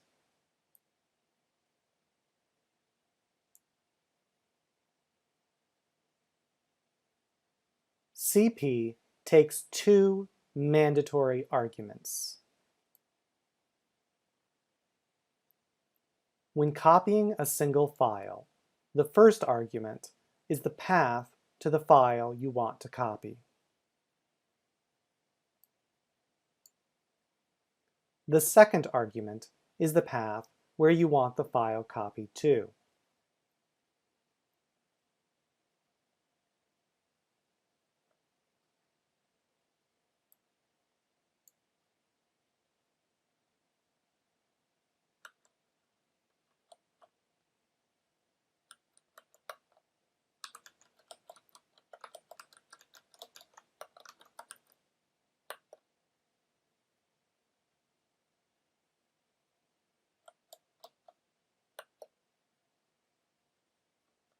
In the above invocation of CP, I copied the license file from the KNLM directory. The resulting copy is a file in my current working directory called ABC. ABC is a copy of license. We can use the diff command to verify that the two files are identical.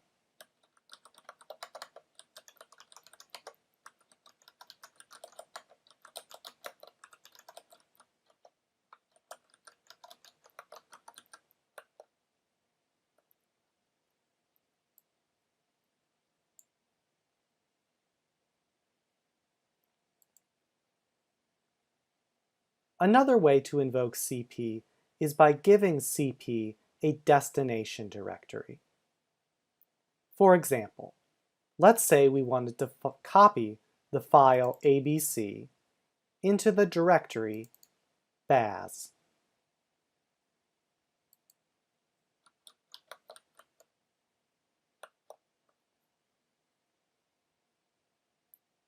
To do so, we can call CP using ABC as the source file and BAS as the destination directory.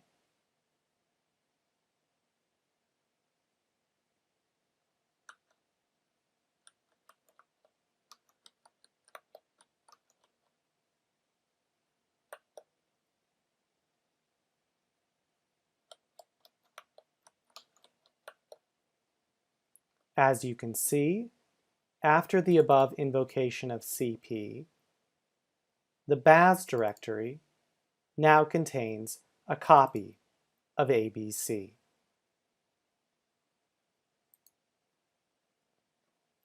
Command line basics, using CP to copy a single directory.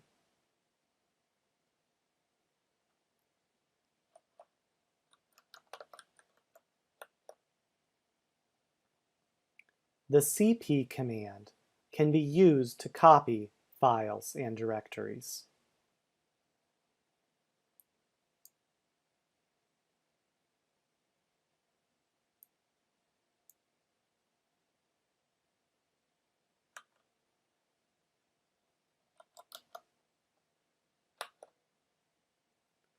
Let's say we want to make a copy of the KenLM directory. The first thing we might try is a simple invocation of CP.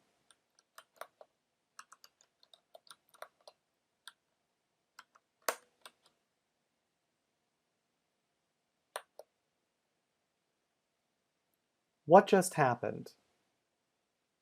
We tried making a copy of the KenLM directory called wxyz. If we run ls, we see that our attempts to copy the KenLM directory failed. By default, CP will not copy directories.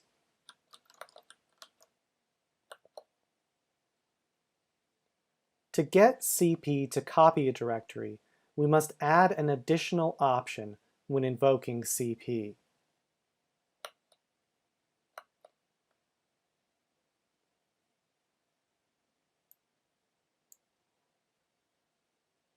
If CP is invoked with the -r flag, it will copy directories, including their contents.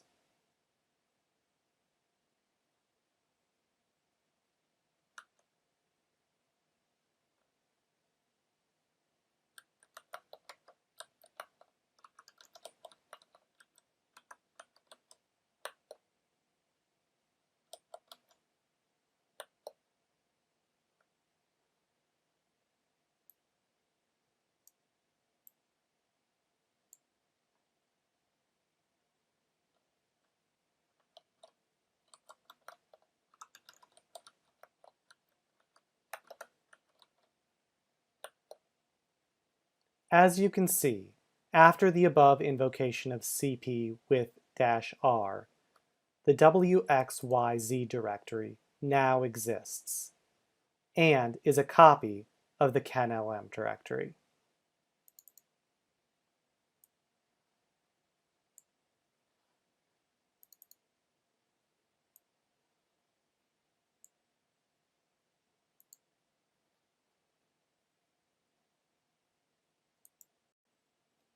Let's take a look at command line basics, using echo to print simple strings. Echo is typically used to display a single line of text.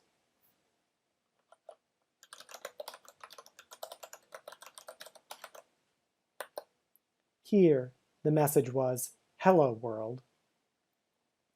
Echo prints this message to standard output. Notice that the message was not printed until after the Enter key was pressed. While it may not always be necessary to enclose the message within quotation marks, doing so is good practice. Let's use echo to display another simple message.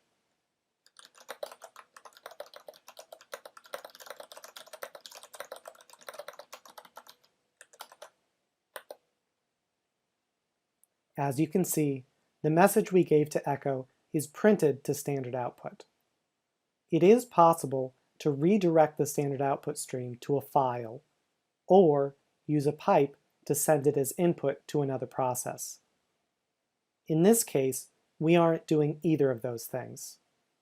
As a result, we see the default behavior, where messages sent to standard output are displayed on the terminal.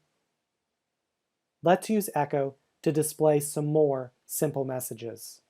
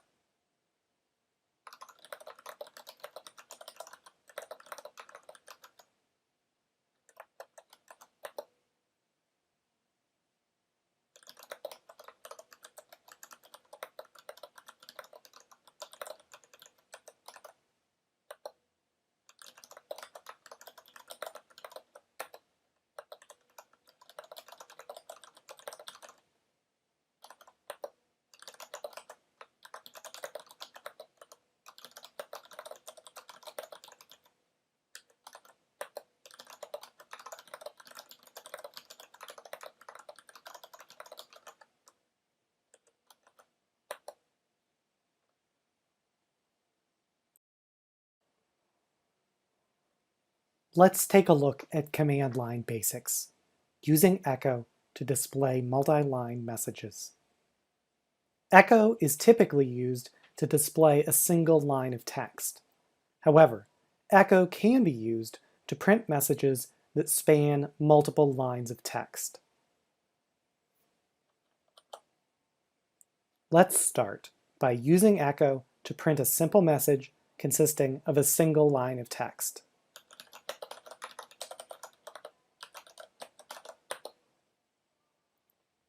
Now, let's try again, but this time we're going to make a mistake.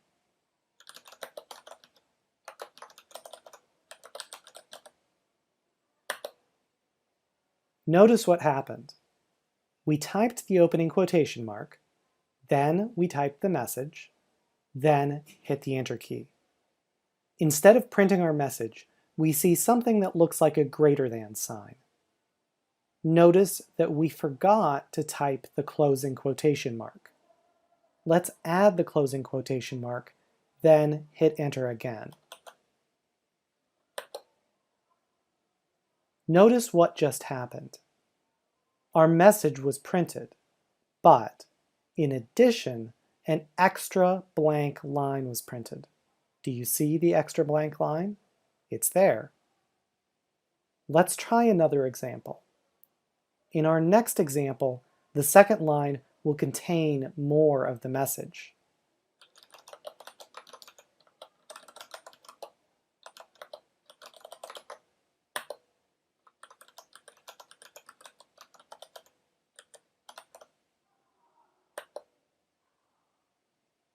Here, it should be clear that Echo printed a message that consisted of 2 lines of text.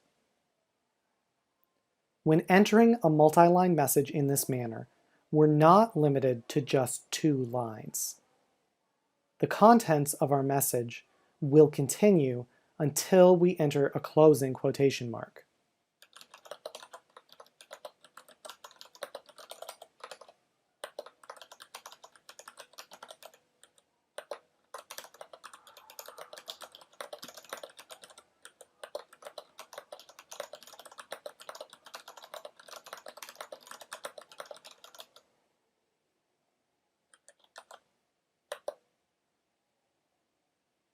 After we enter the closing quotation mark and then press the Enter key, the entire multi-line message is printed to standard output.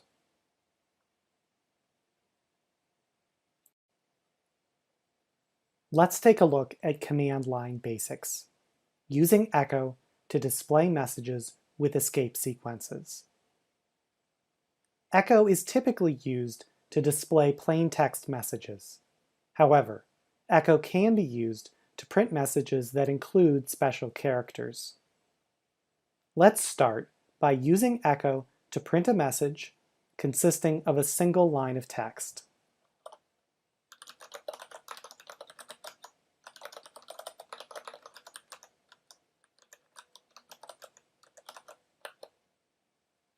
Now, let's try again, but this time we're going to include something new. And to do so, we're going to take a look at the documentation for Echo. The documentation for most commands is found by accessing the command's manual pages using the command man.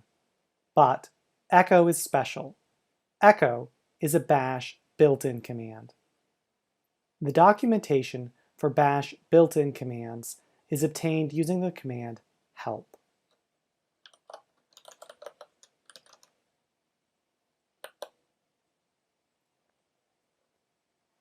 By reading the bash help page, we can observe that Echo is capable of reading a number of \escaped characters. A \escaped character is just a character that is immediately preceded by a / character. Of the \escape sequences you see here, it's likely that you'll only ever need to use 1 or 2 of them. The 2 that we'll examine here are the escape sequences for new line, \n, and for horizontal tab, \t. Now, Let's try printing our message again. However, this time, instead of placing a space between the two sentences, we're going to try to place a tab character between the two sentences. Recall that the escape sequence for a horizontal tab character is \t.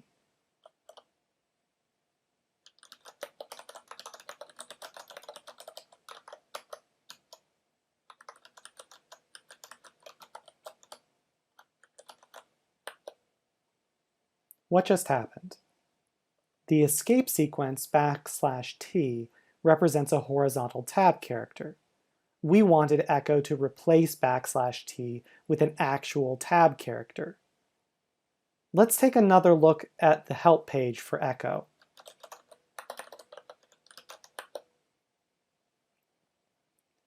In the above invocation of Echo, we did not use any options. Notice that Echo has an option, -e, that does exactly what we want.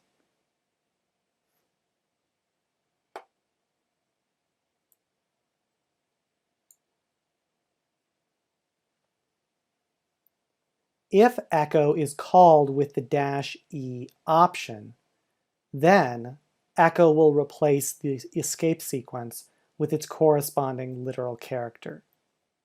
Let's try again, this time using the -e flag.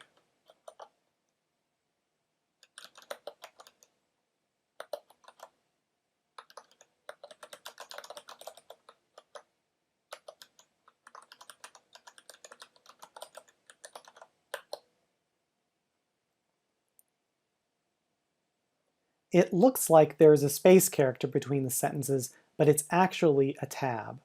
To see the difference more clearly, let's try again, but this time let's add another tab.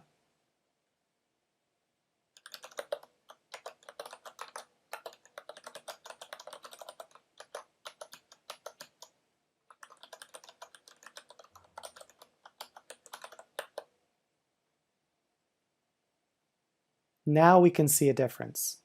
Let's try again with 3 tabs.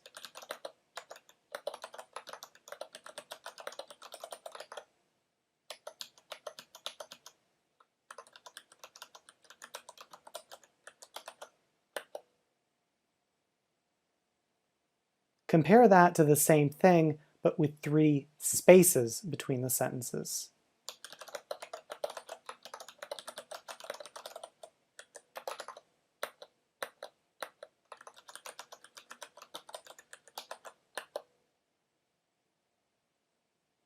Now, let's try again using the escape sequence for a new line, \n.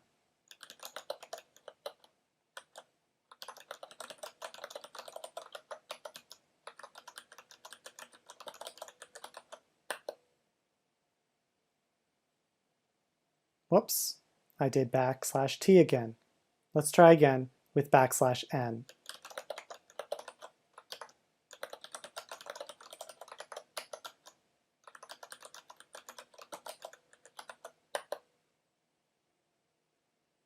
Now let's add another new line.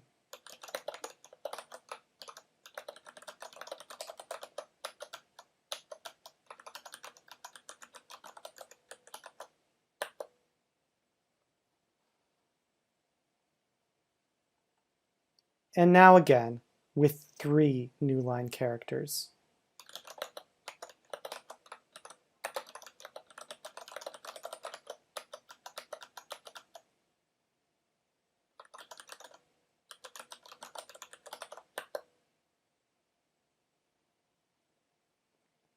By using escape sequences, we can use Echo to print a multi-line message, even while we enter the command using a single line.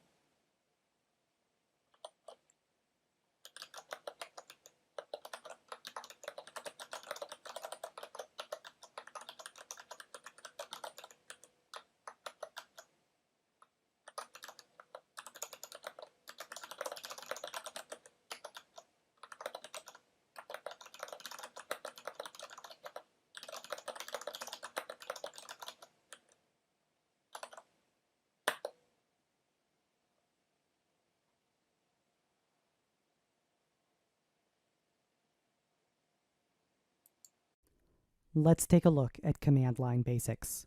grep. The grep command finds text patterns in files. It prints out all the lines containing a matching pattern. grep can match very complex patterns with the use of regular expressions. Let's take a look at grep's man page. grep searches the named input file or files, or standard input if no file is named.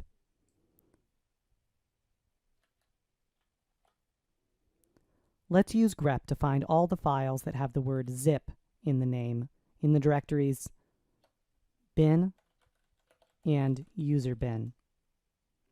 To do this, we first use ls to list the files in those directories.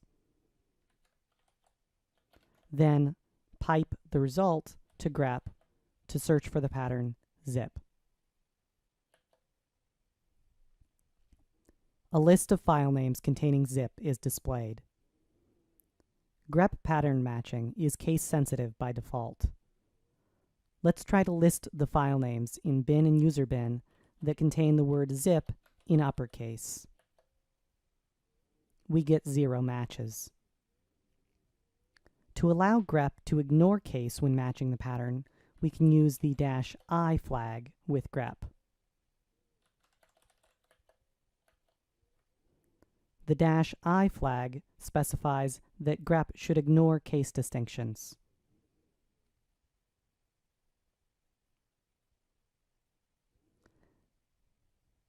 If instead of a list of lines that match the pattern, we want a list of lines that do not match the pattern, we can use the -v flag with grep to invert the match.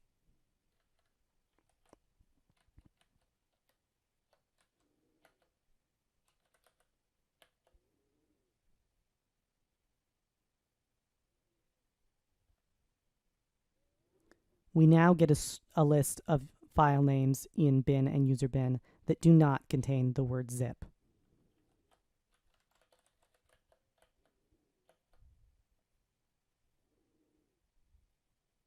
To output the number of matches instead of the actual matching lines, we can use the -c option with grep.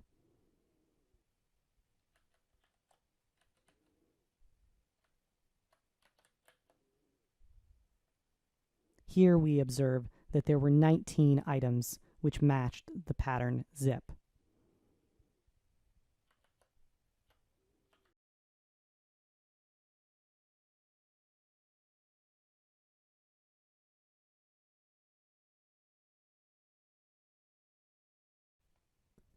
Let's take a look at command line basics. Head and tail. Head and tail are commands that print the first and last parts of a file, respectively. By default, head prints the first 10 lines of a file, and tail prints the last 10 lines. Let's take a look at their man pages.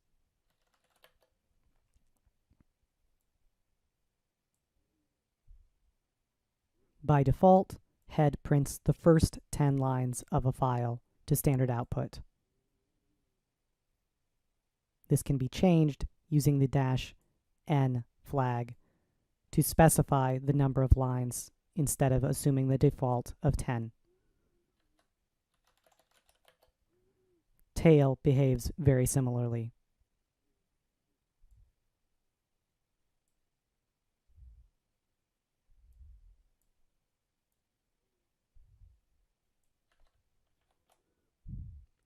Let's create a text file and use head and tail to examine its first and last lines.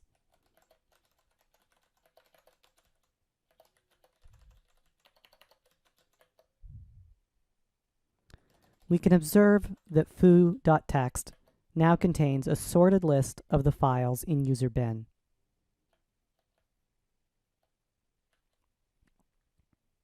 We can use head to display the first 10 lines of the file. We can use tail to display the last 10 lines of the file.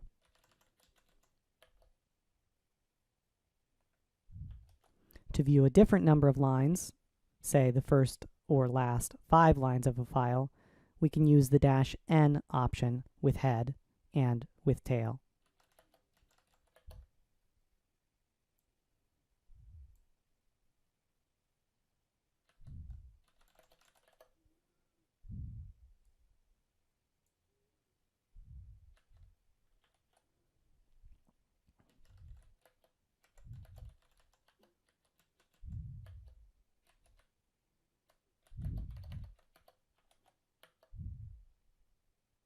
These are the first 5 lines of foo.txt.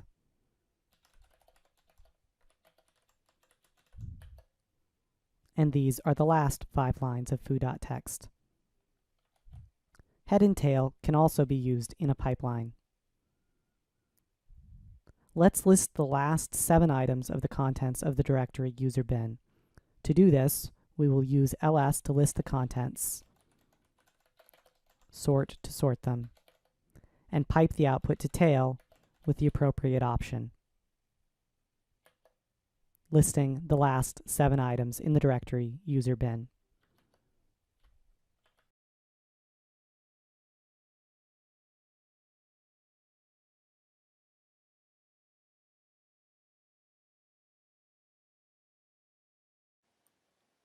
Let's take a look at command line basics.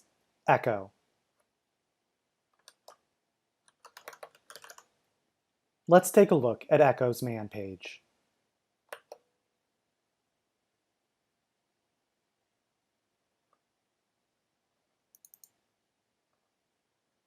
The command echo accepts 0 or more strings provided by the user and prints those strings to standard output.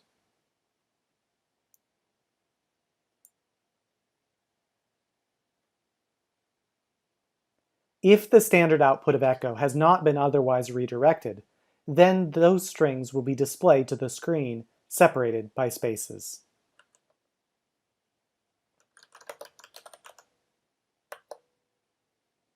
As we can see, echo printed the string hello.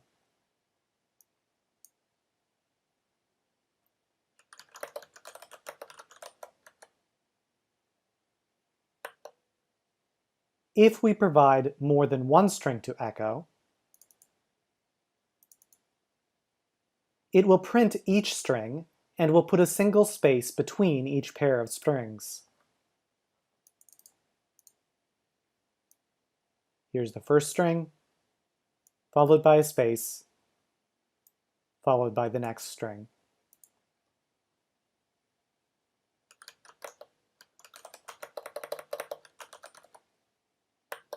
If we provide more than one space between each string, echo ignores the extra spaces and only a single space is printed. If we want to print a string preserving all spacing and other formatting, we can enclose the string in quotation marks.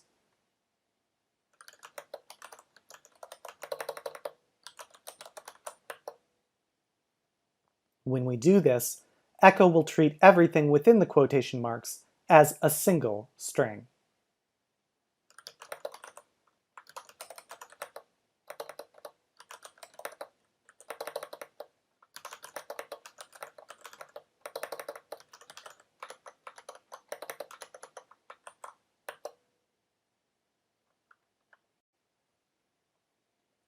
Let's take a look at command line basics. Wildcard expansion. Let's try to use echo to display a single line of text.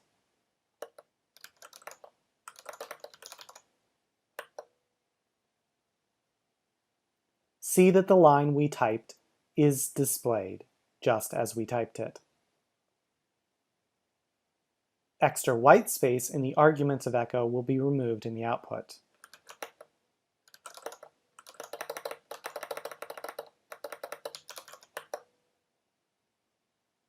Here we typed extra spaces.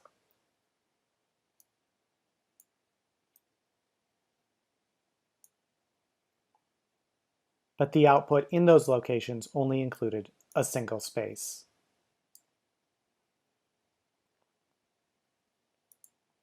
When there are special characters in the line of text, we see something else.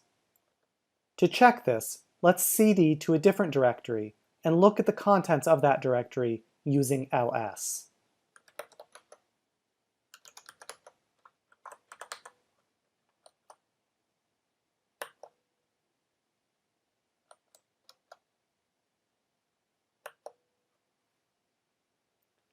Now, let's try to use echo with a wildcard character as the argument.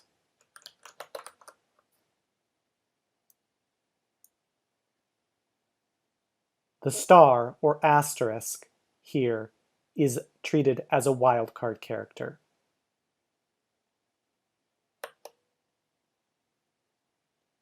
Notice, echo did not display the character star itself. Instead, it displayed a listing of the files in the current working directory. Notice that this output of echo is the same in terms of the files listed as that we saw with ls. This is because before the echo command is executed, the shell itself has expanded the wildcard character into a list of file names in the current working directory. It is very important to understand how the shell carries out expansion for different kinds of characters. Echo is a good way to observe the effects of different special characters and their respective expansions before we use these special characters with other commands.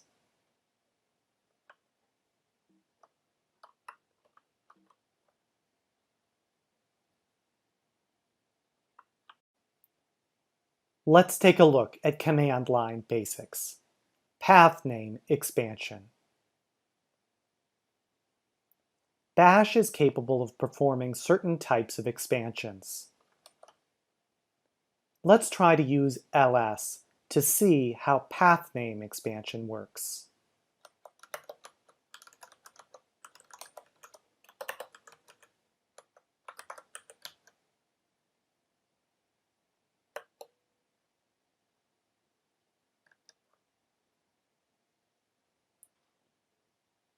In this command, the wildcard character has been expanded.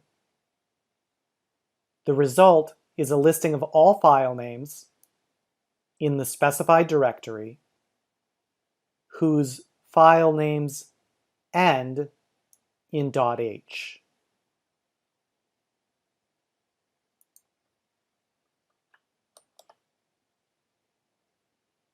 Let's try another example.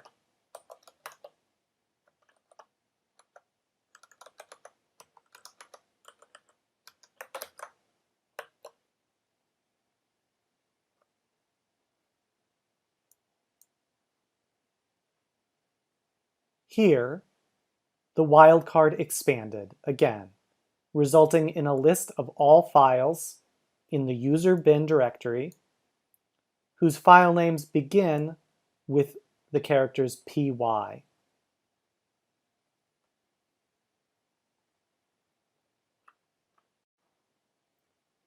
Let's take a look at command line basics.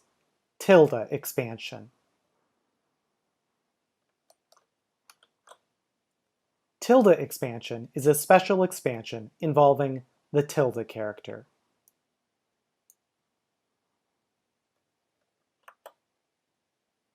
When the tilde character is used at the beginning of a username, it expands into the name of the home directory for that user. Let's try to use echo to see how tilde expansion works.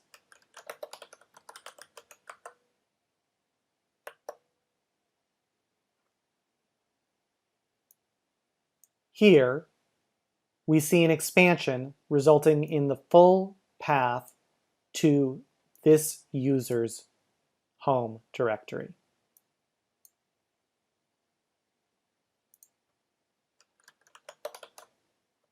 If no username is supplied after the tilde character, the result expands into the home directory of the current user, which in this case is lane S.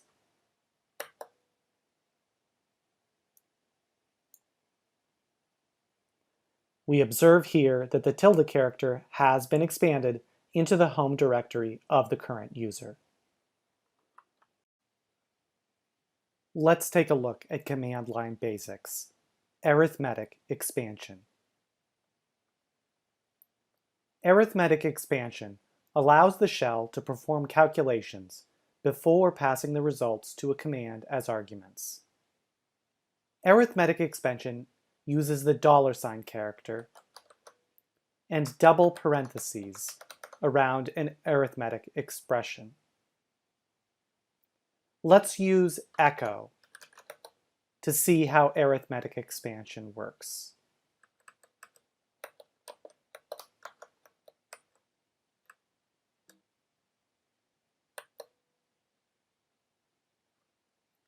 See that this arithmetic expression, 7 plus 3, has been calculated with the result 10. Note that arithmetic expansion only supports integers, or whole numbers.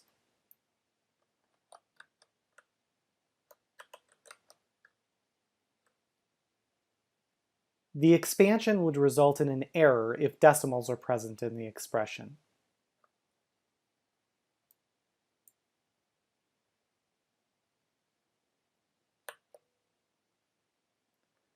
See that Bash has displayed an error message for the decimal.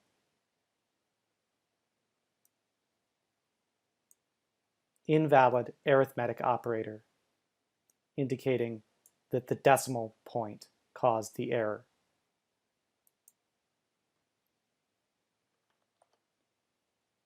Arithmetic expansion supports addition,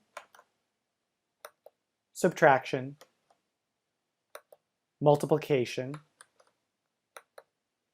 integer division,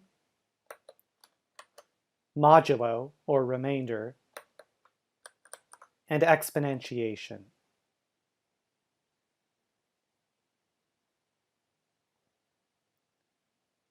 Arithmetic expansion may also be used alongside text. Let's try to use echo to see how the integer division and modulo operators work. If the result of the division is not an integer, integer division will cause the result to be truncated to the integer part and will not be rounded.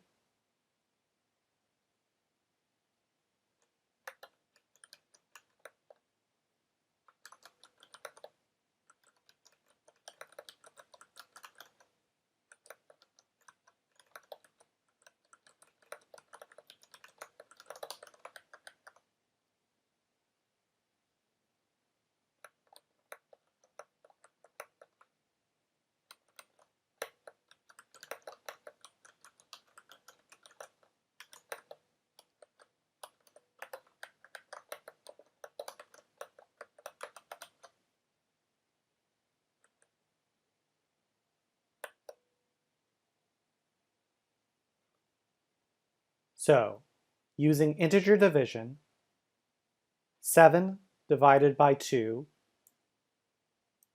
is 3, with a remainder of 1. The 1 was calculated using the modulo operator. The 3 was calculated using integer division.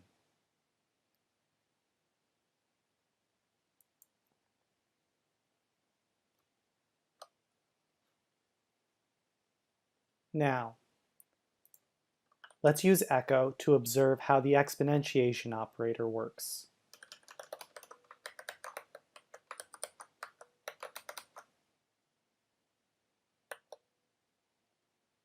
This calculation has raised 5 to the exponent of 2, or 5 squared, which is 25.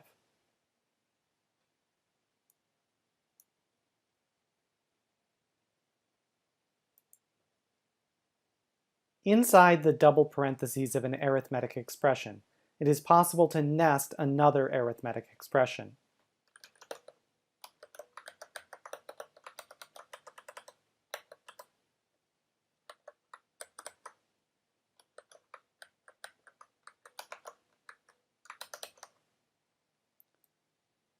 Here we have nested an arithmetic expression,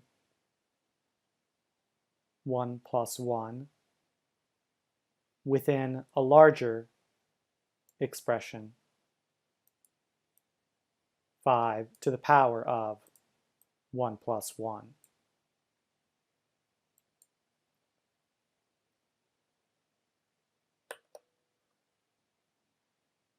Here, the inner expression calculates 1 plus 1, resulting in a value of 2. The outer expression performs the exponentiation, 5 to the power of 2, resulting in 25.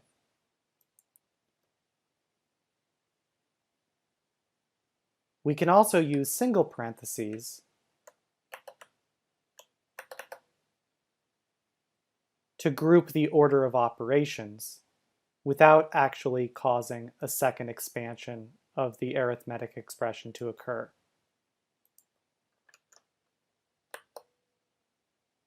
This will calculate the same result of 25 using only one arithmetic expansion instead of two.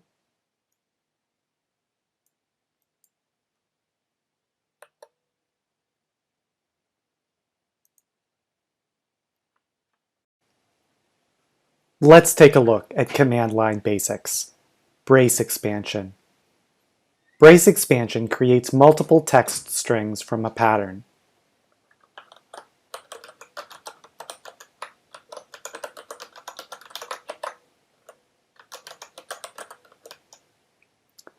The pattern takes the form of an unchanging preamble followed by a variable expansion component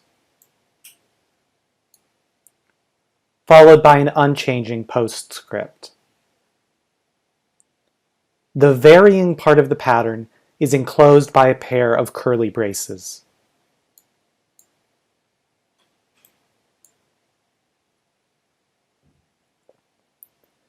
The constant part before the opening brace is called a preamble, and the constant part trailing after the closing brace is a postscript.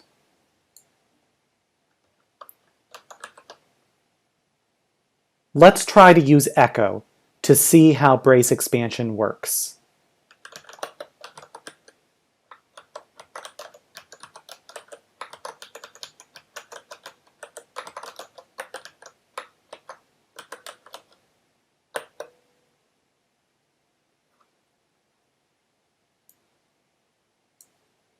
This pattern has expanded into 3 text strings.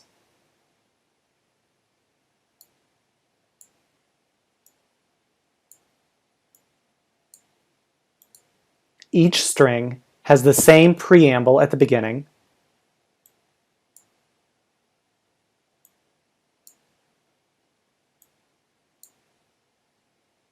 and the same postscript at the end.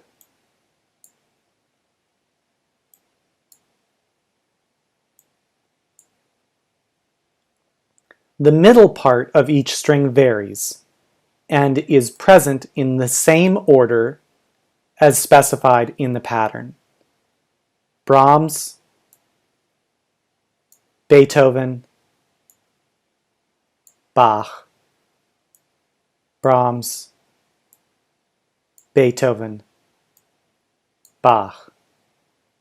If we had changed the order in the pattern, the order would be correspondingly different in the created strings.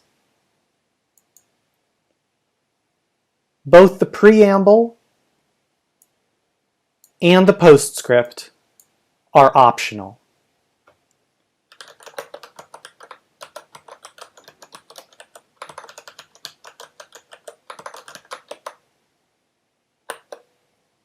Here, we expand a pattern with a preamble, but no postscript.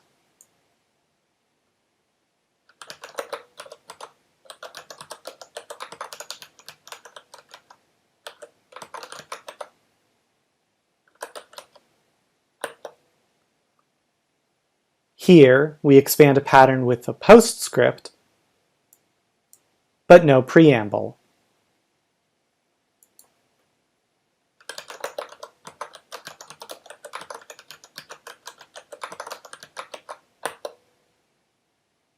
And finally, we expand a pattern with no preamble and with no postscript. Now, let's try to use brace expansion with a preamble that includes white space.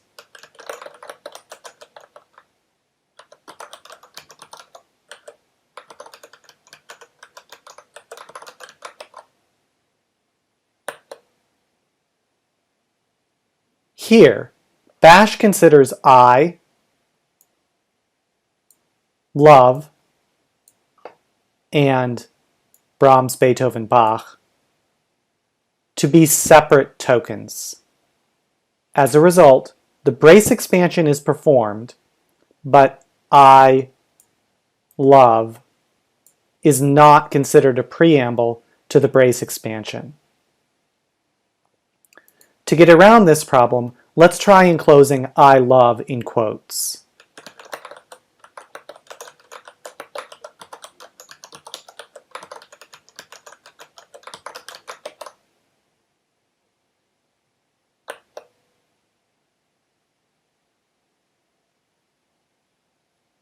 This is slightly better. Now Bash sees 2 tokens instead of 3. The first token is the quoted string I love, and the second token is Brahms, Beethoven, Bach. But Bash still, in this case, does not consider I love to be a preamble to the brace expansion. We can fix this by placing the quoted string immediately adjacent to the brace expansion with no intervening spaces.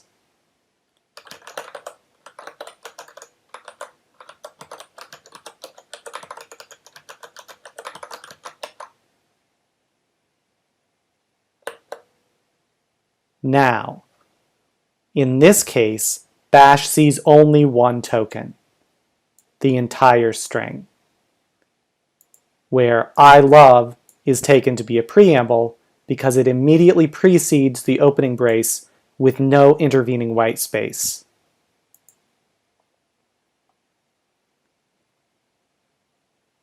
Finally, let's add an additional space but place it inside the quoted preamble and also add a postscript.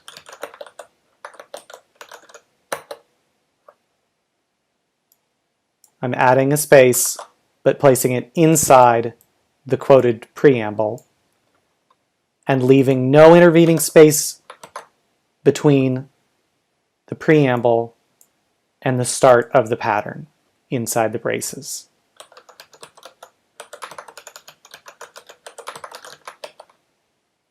Finally, I'm going to place a postscript, a single period.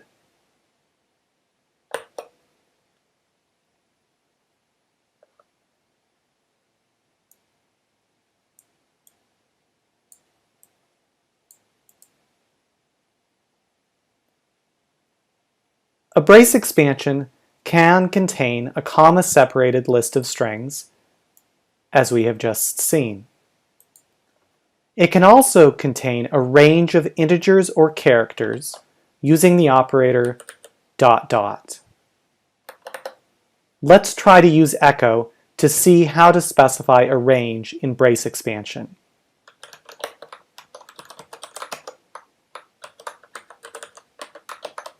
Notice that I am not placing a space between the preamble and the pattern to be expanded. An underscore is fine, but a space is not.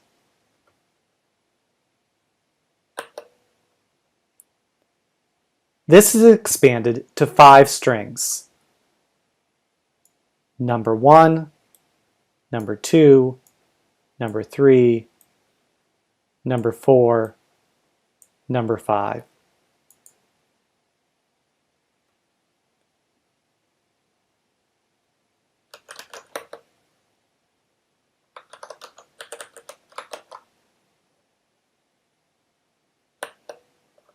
We can also use a sequence of characters with the ... operator. Here, the pattern has expanded to a sequence of lowercase letters.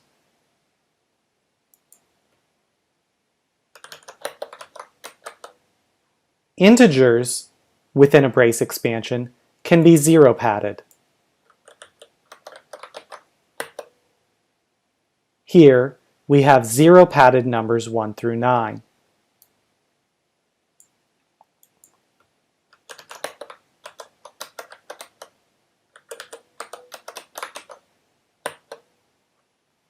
And here we have zero padded numbers 90 through 100.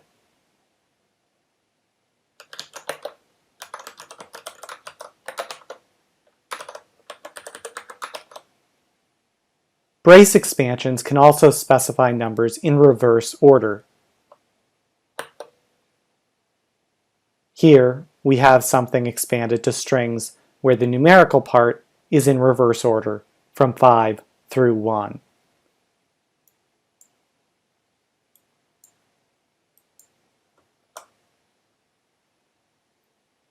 Brace expansions can specify a range of characters as we have seen above, and character ranges can also be reversed.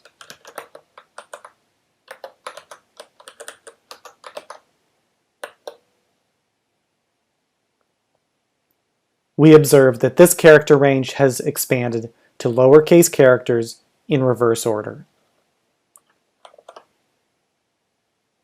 Brace expansions can also be nested.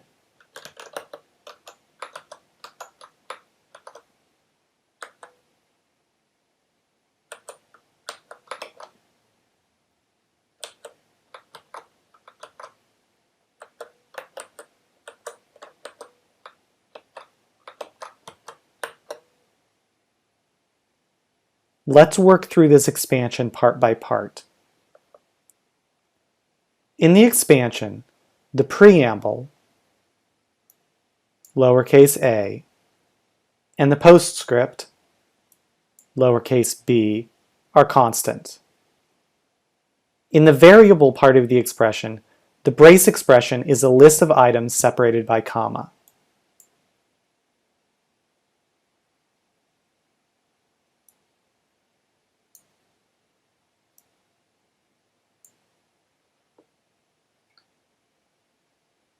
So, bash starts with the first item, A12. This is a brace expansion as well. This expands to two strings, uppercase A1 and uppercase A2.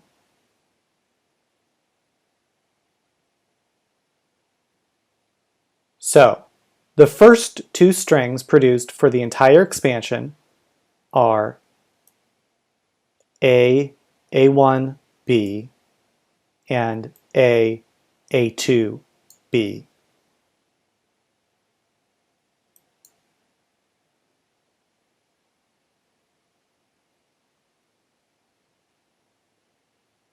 Now, the first nested brace expansion is complete. Bash now starts with the second item, B34. The next two strings produced are the expansions B3, which is then prepended with the preamble A, and postpended with the suffix B, followed by the expansion B4, ultimately resulting in A, B4, B.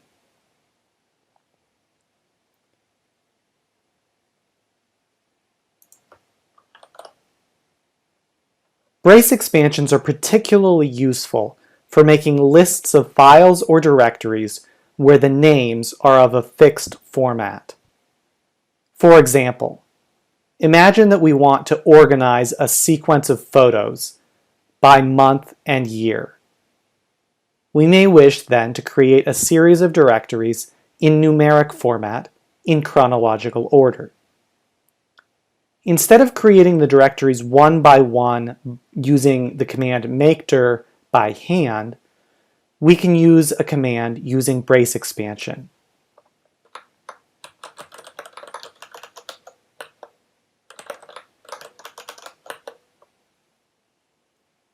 Now, using a single makedir command, we can create a series of directories.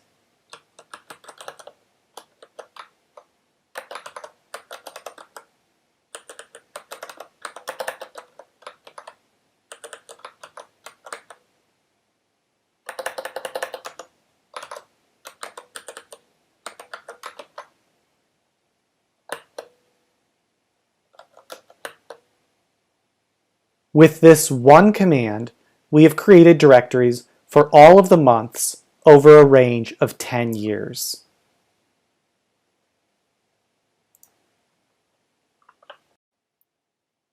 Let's take a look at command line basics.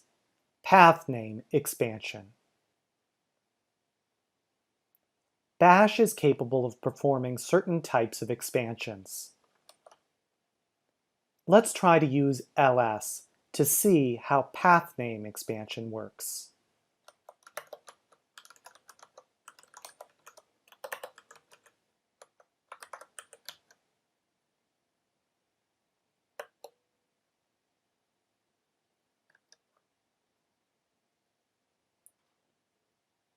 In this command, the wildcard character has been expanded. The result is a listing of all file names in the specified directory whose file names end in .h.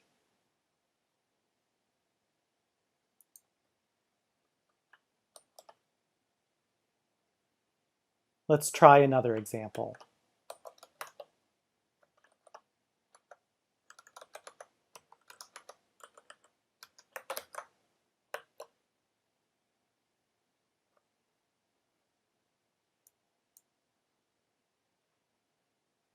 Here, the wildcard expanded again, resulting in a list of all files in the user bin directory whose file names begin with the characters py.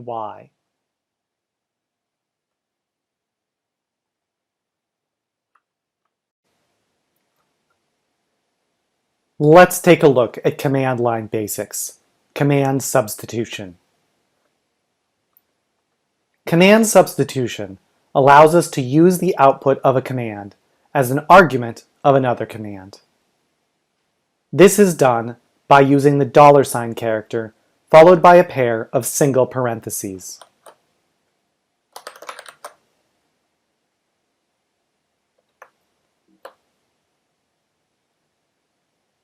The command whose output we want to use goes inside the parentheses.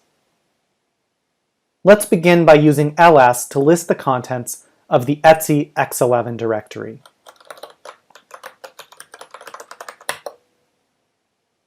Now, let's enclose this ls command using the command substitution syntax.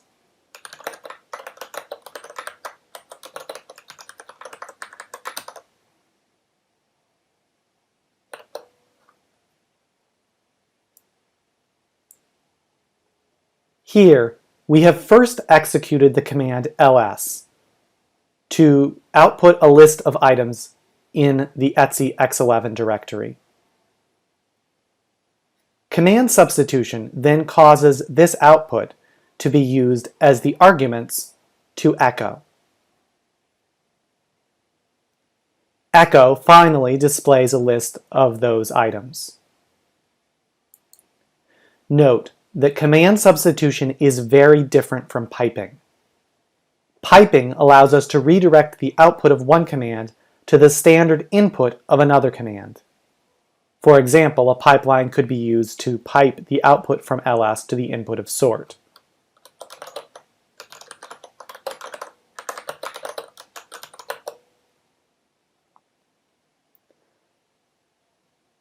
If we were to reverse that pipeline and attempt to pipe the output of sort to the input of ls, this wouldn't work and it would have no effect on ls. Because ls does not make use of standard input. On the other hand, command substitution allows us to use the output of one command as the argument or arguments of another command. Therefore, if we wish to configure the behavior of a command such as ls with the output of another command, we would use command substitution, not piping. Let's try to use command substitution to provide arguments to ls.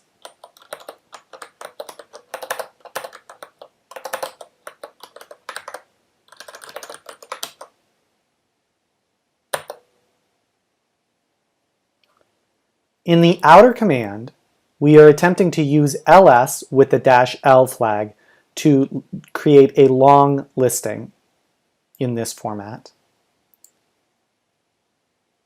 We're using the command which with an argument of cp to determine the full directory, the full absolute path to the cp command.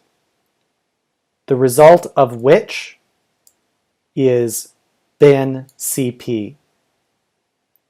Bin cp is then substituted as the argument to ls-l, resulting in the output that we see here.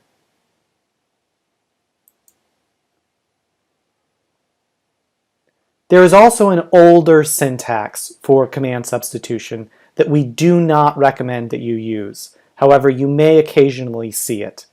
That older syntax uses backticks instead of the $ parentheses syntax.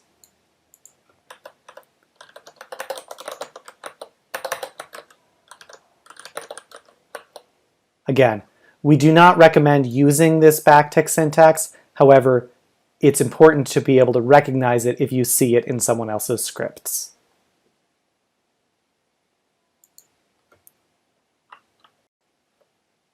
Let's take a look at command line basics. Escaping characters. By default, the $ has special significance to the shell.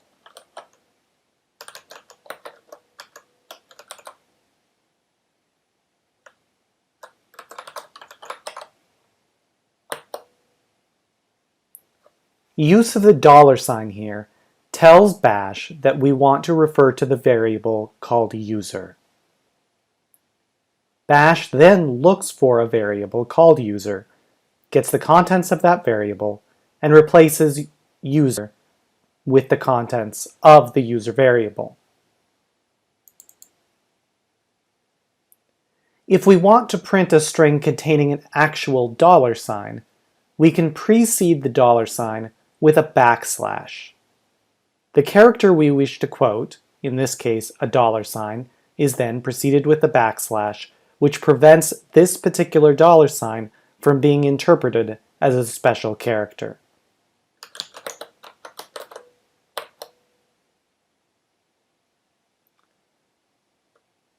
If that $ is followed by text,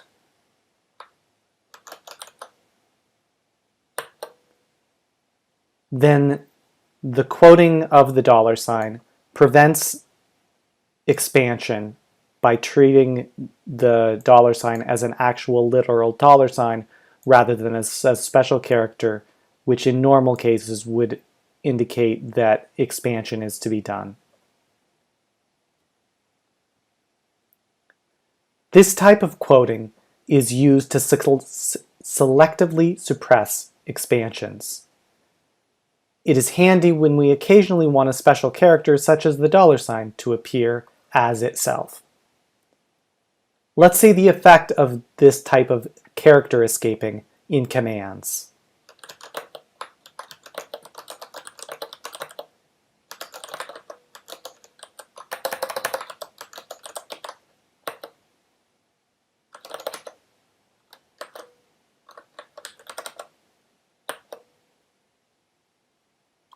In this command, there are two expansions that could take place.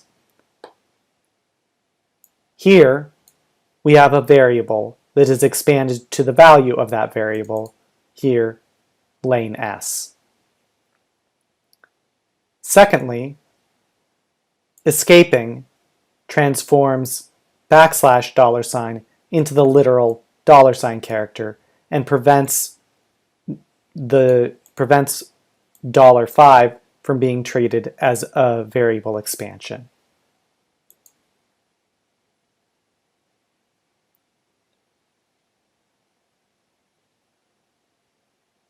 The $sign is a character with special significance to Bash. There are other characters that also have special significance to Bash. These include the $sign, which we just discussed, the exclamation point, the ampersand, the backslash itself, and the space character, which Bash uses to delimit tokens. Any of these special characters can be escaped using a backslash. Since the backslash is itself a special character, if we want a backslash character to appear as ordinary text, we would also need to escape it with a preceding backslash character.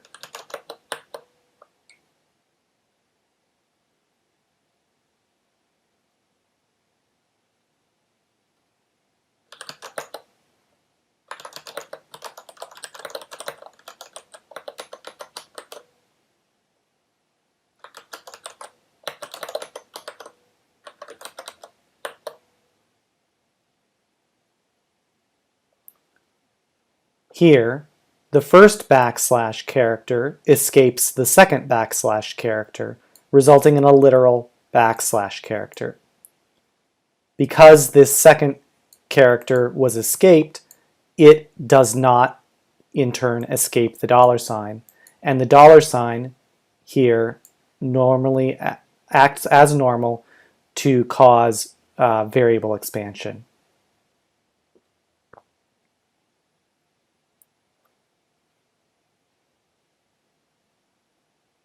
See that we get this backslash character in front of the username.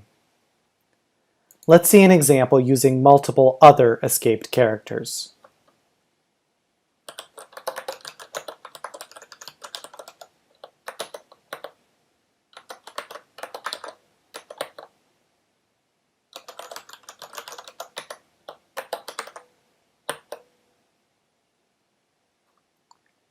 Here we have escaped a literal space, an ampersand, another literal space, and an exclamation point. The ampersand and exclamation point have special significance to Bash and can be explored in other situations. Needless to say, without this escaping, we would not get this exact output.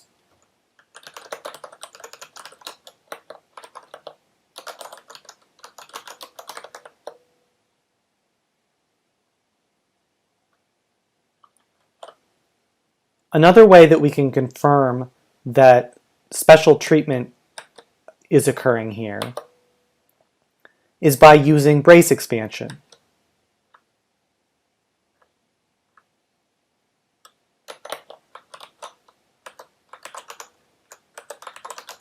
Recall from our discussion of brace expansion that normally brace expansion with a preamble needs the preamble to not be separated by a space. The reason is that a preamble is only considered if it is part of the same token as the token containing the braces. Here, we're going to see that because we are using the backslash to escape the spaces, this entire string is taken to be a single token by Bash, meaning that we will get greetings and salutations taken as the preamble to this brace expansion. We confirm this here. We get greetings and salutations, Joe, greetings and salutations, Jane.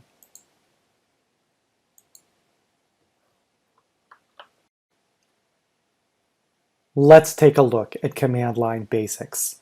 Double quoted strings.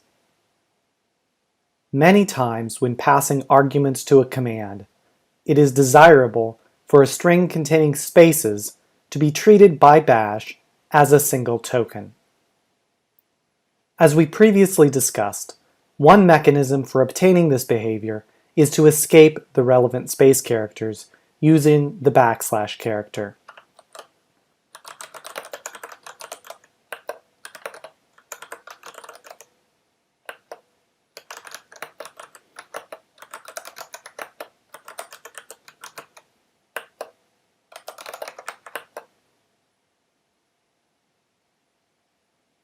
Here, we have created a file with literal spaces in the file name.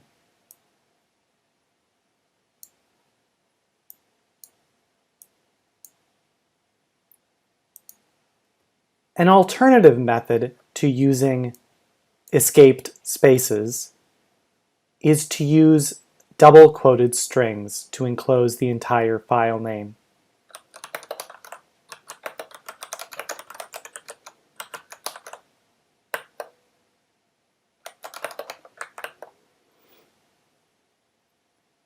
By first quoting the string myfirstfile.txt, Bash treats this entire string as a single token.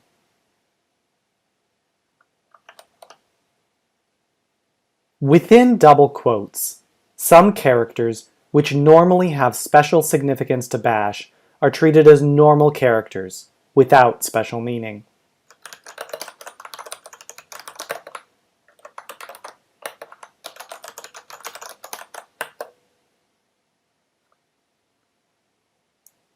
Normally, the ampersand character has special meaning to Bash.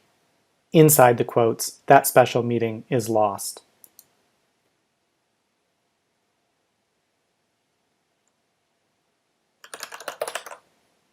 Wildcard characters, including the star, the tilde character, curly braces, will all be treated as ordinary text and not special characters. Within double quotes, therefore, the following operations are suppressed: word splitting, path name expansion, tilde expansion, and brace expansion. Let's observe the effects of double quotes in some commands.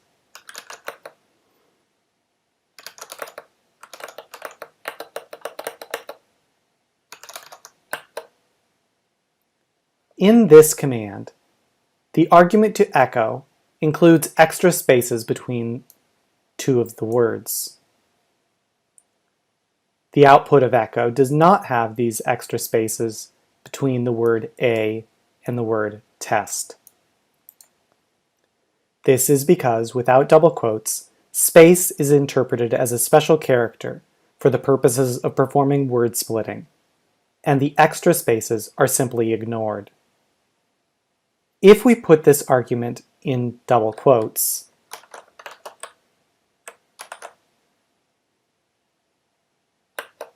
the spaces within the string are no longer interpreted as special characters.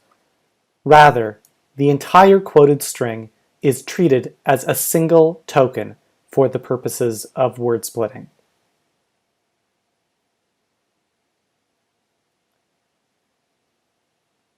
All of these spaces remain in the output as ordinary text.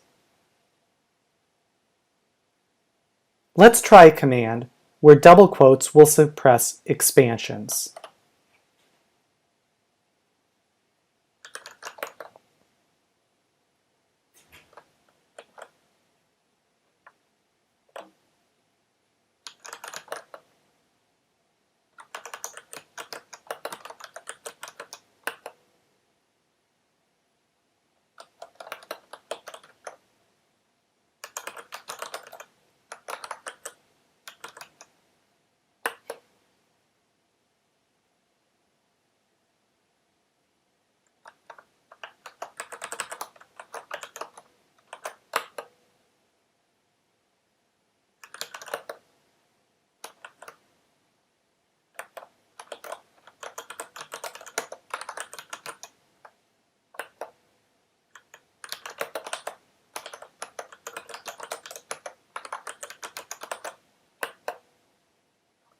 We observe in these examples that when the tilde is used outside of double quotes, the tilde expands to the full path name of the current user.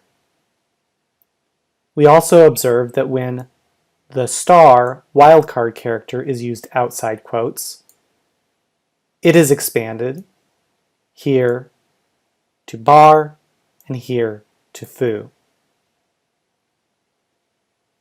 However,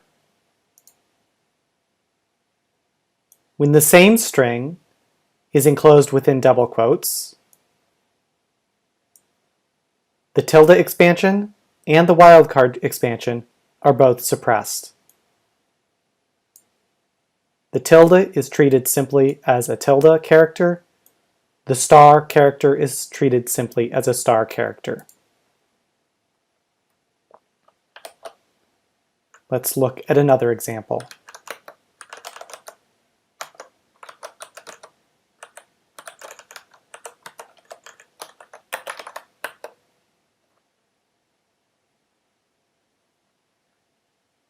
Here, we observe brace expansion in action.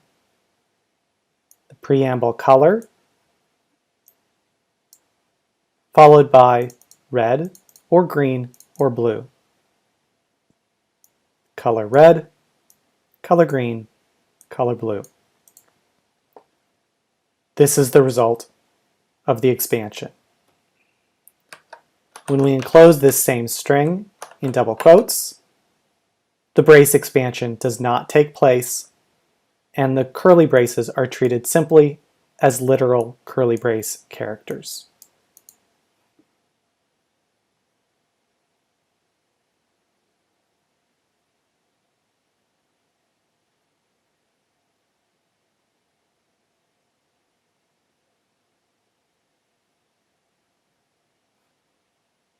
There are other special characters that retain their special meaning inside double quotes.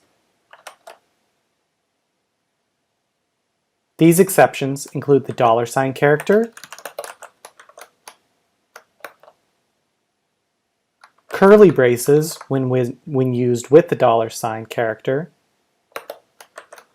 single parentheses when used with the $sign character, double parentheses when used with the $sign character, backticks, and the backslash character when used to escape these other special characters.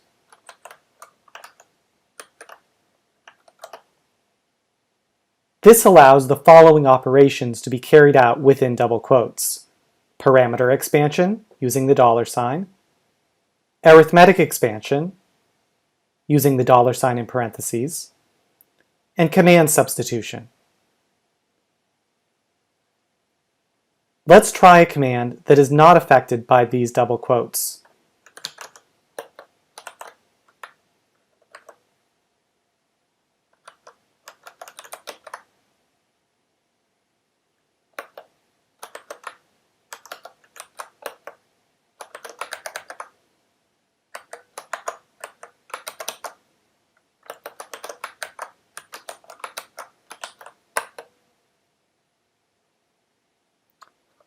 This command contains two examples of parameter substitution. Here, using a $sign and curly braces, and here, using simply a $sign. The result of that expansion is observed here for this first case, where the variable user is replaced with its value, lane s, which is the name of the current user. And again, the variable user is replaced with the value of that variable, lane s. Here, arithmetic expansion is performed. The $sign double parentheses indicates that arithmetic expansion will be performed. The arithmetic expression 2 plus 2 is replaced with the result of that arithmetic operation, the integer 4. And finally, command substitution. The command cal is run, and the output is substituted for this expression here.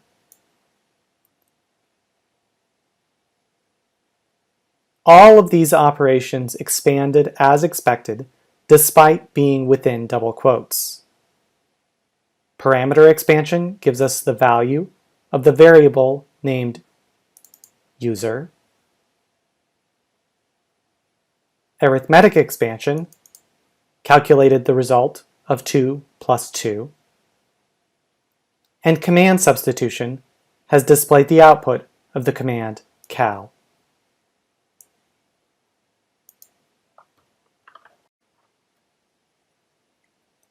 Let's take a look at command line basics. Single quoted strings. Many times when passing arguments to a command, it is desirable for a string containing spaces to be treated by bash as a single token. As we previously discussed, one mechanism for obtaining this behavior is to escape the relevant space characters using the \# character.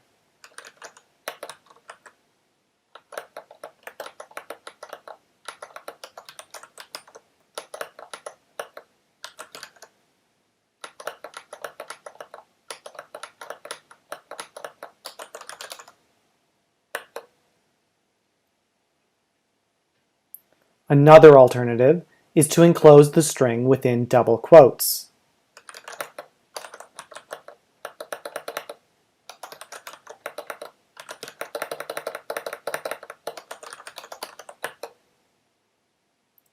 A third alternative, which we will discuss now, is the use of single quotes.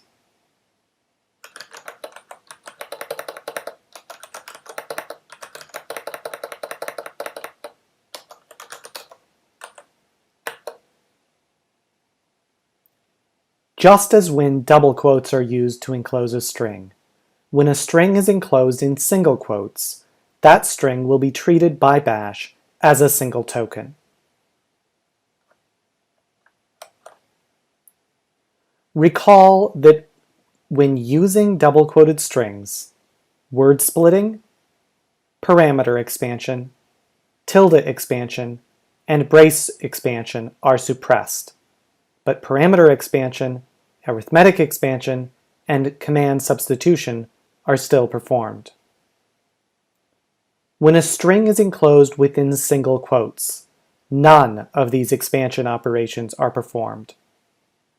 Let's look at an example, but first let's create a new directory containing a couple of empty text files.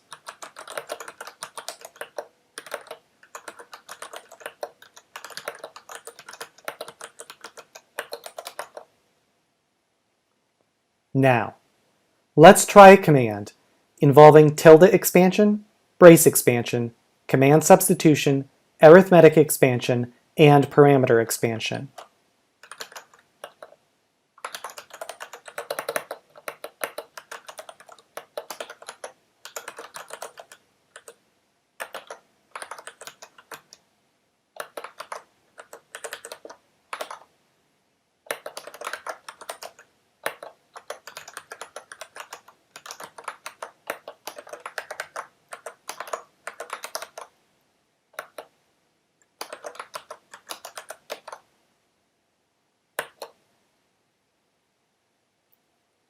Bash begins by tokenizing the argument line, resulting in 7 tokens which are passed as arguments to echo.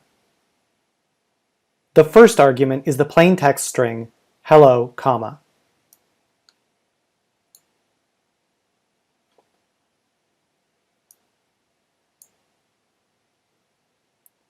The second argument is the plain text string world.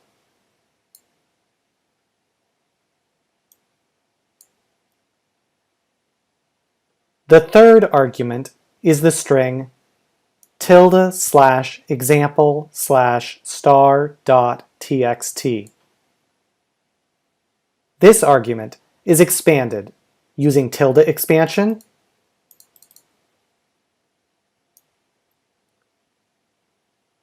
and wildcard expansion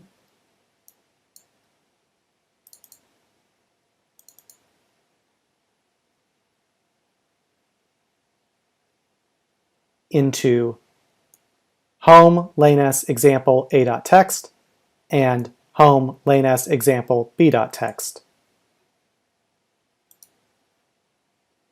The fourth argument is 3.7 within curly braces. This is expanded using brace expansion into 3, 4, 5, 6, 7.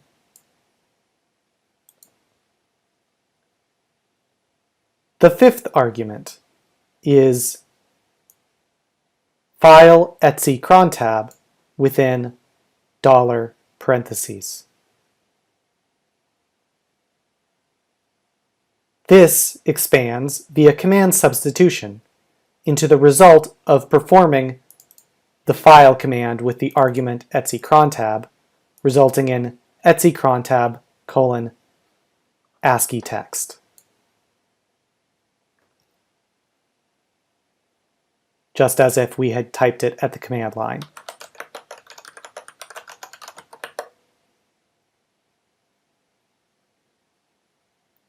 The sixth argument is the arithmetic operation 2 plus 2, which is expanded using arithmetic expansion into the result 4.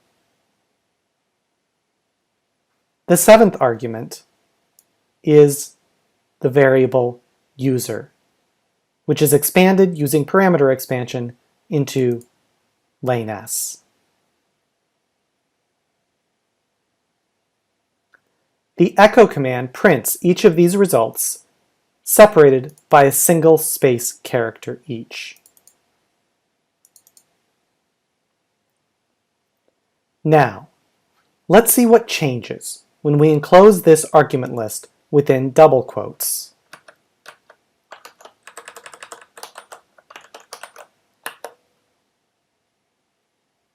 First of all, we can see that the literal space characters in the string are preserved.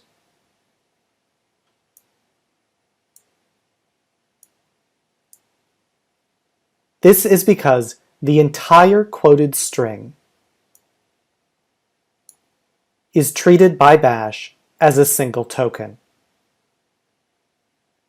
When the string is enclosed in double quotes, tilde expansion is suppressed.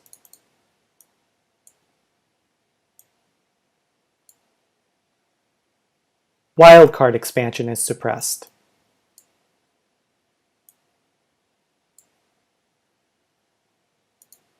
Brace expansion is suppressed.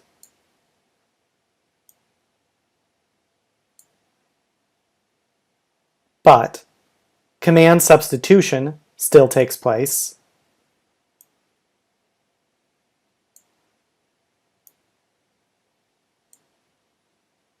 Arithmetic expansion still takes place. And parameter expansion still takes place.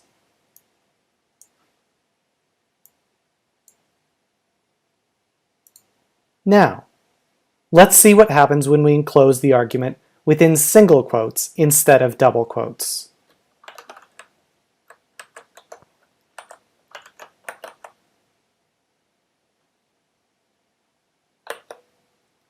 Again, we first see that the literal space characters are again preserved. This is because, as before, the entire quoted string is treated by Bash as a single token. When the string is enclosed in single quotes, all forms of expansion are suppressed.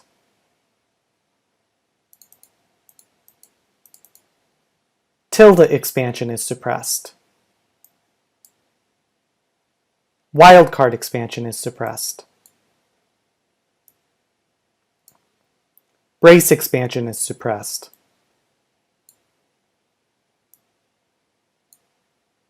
Command substitution is suppressed.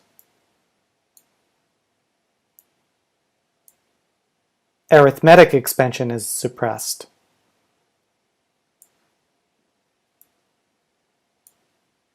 And parameter expansion is suppressed.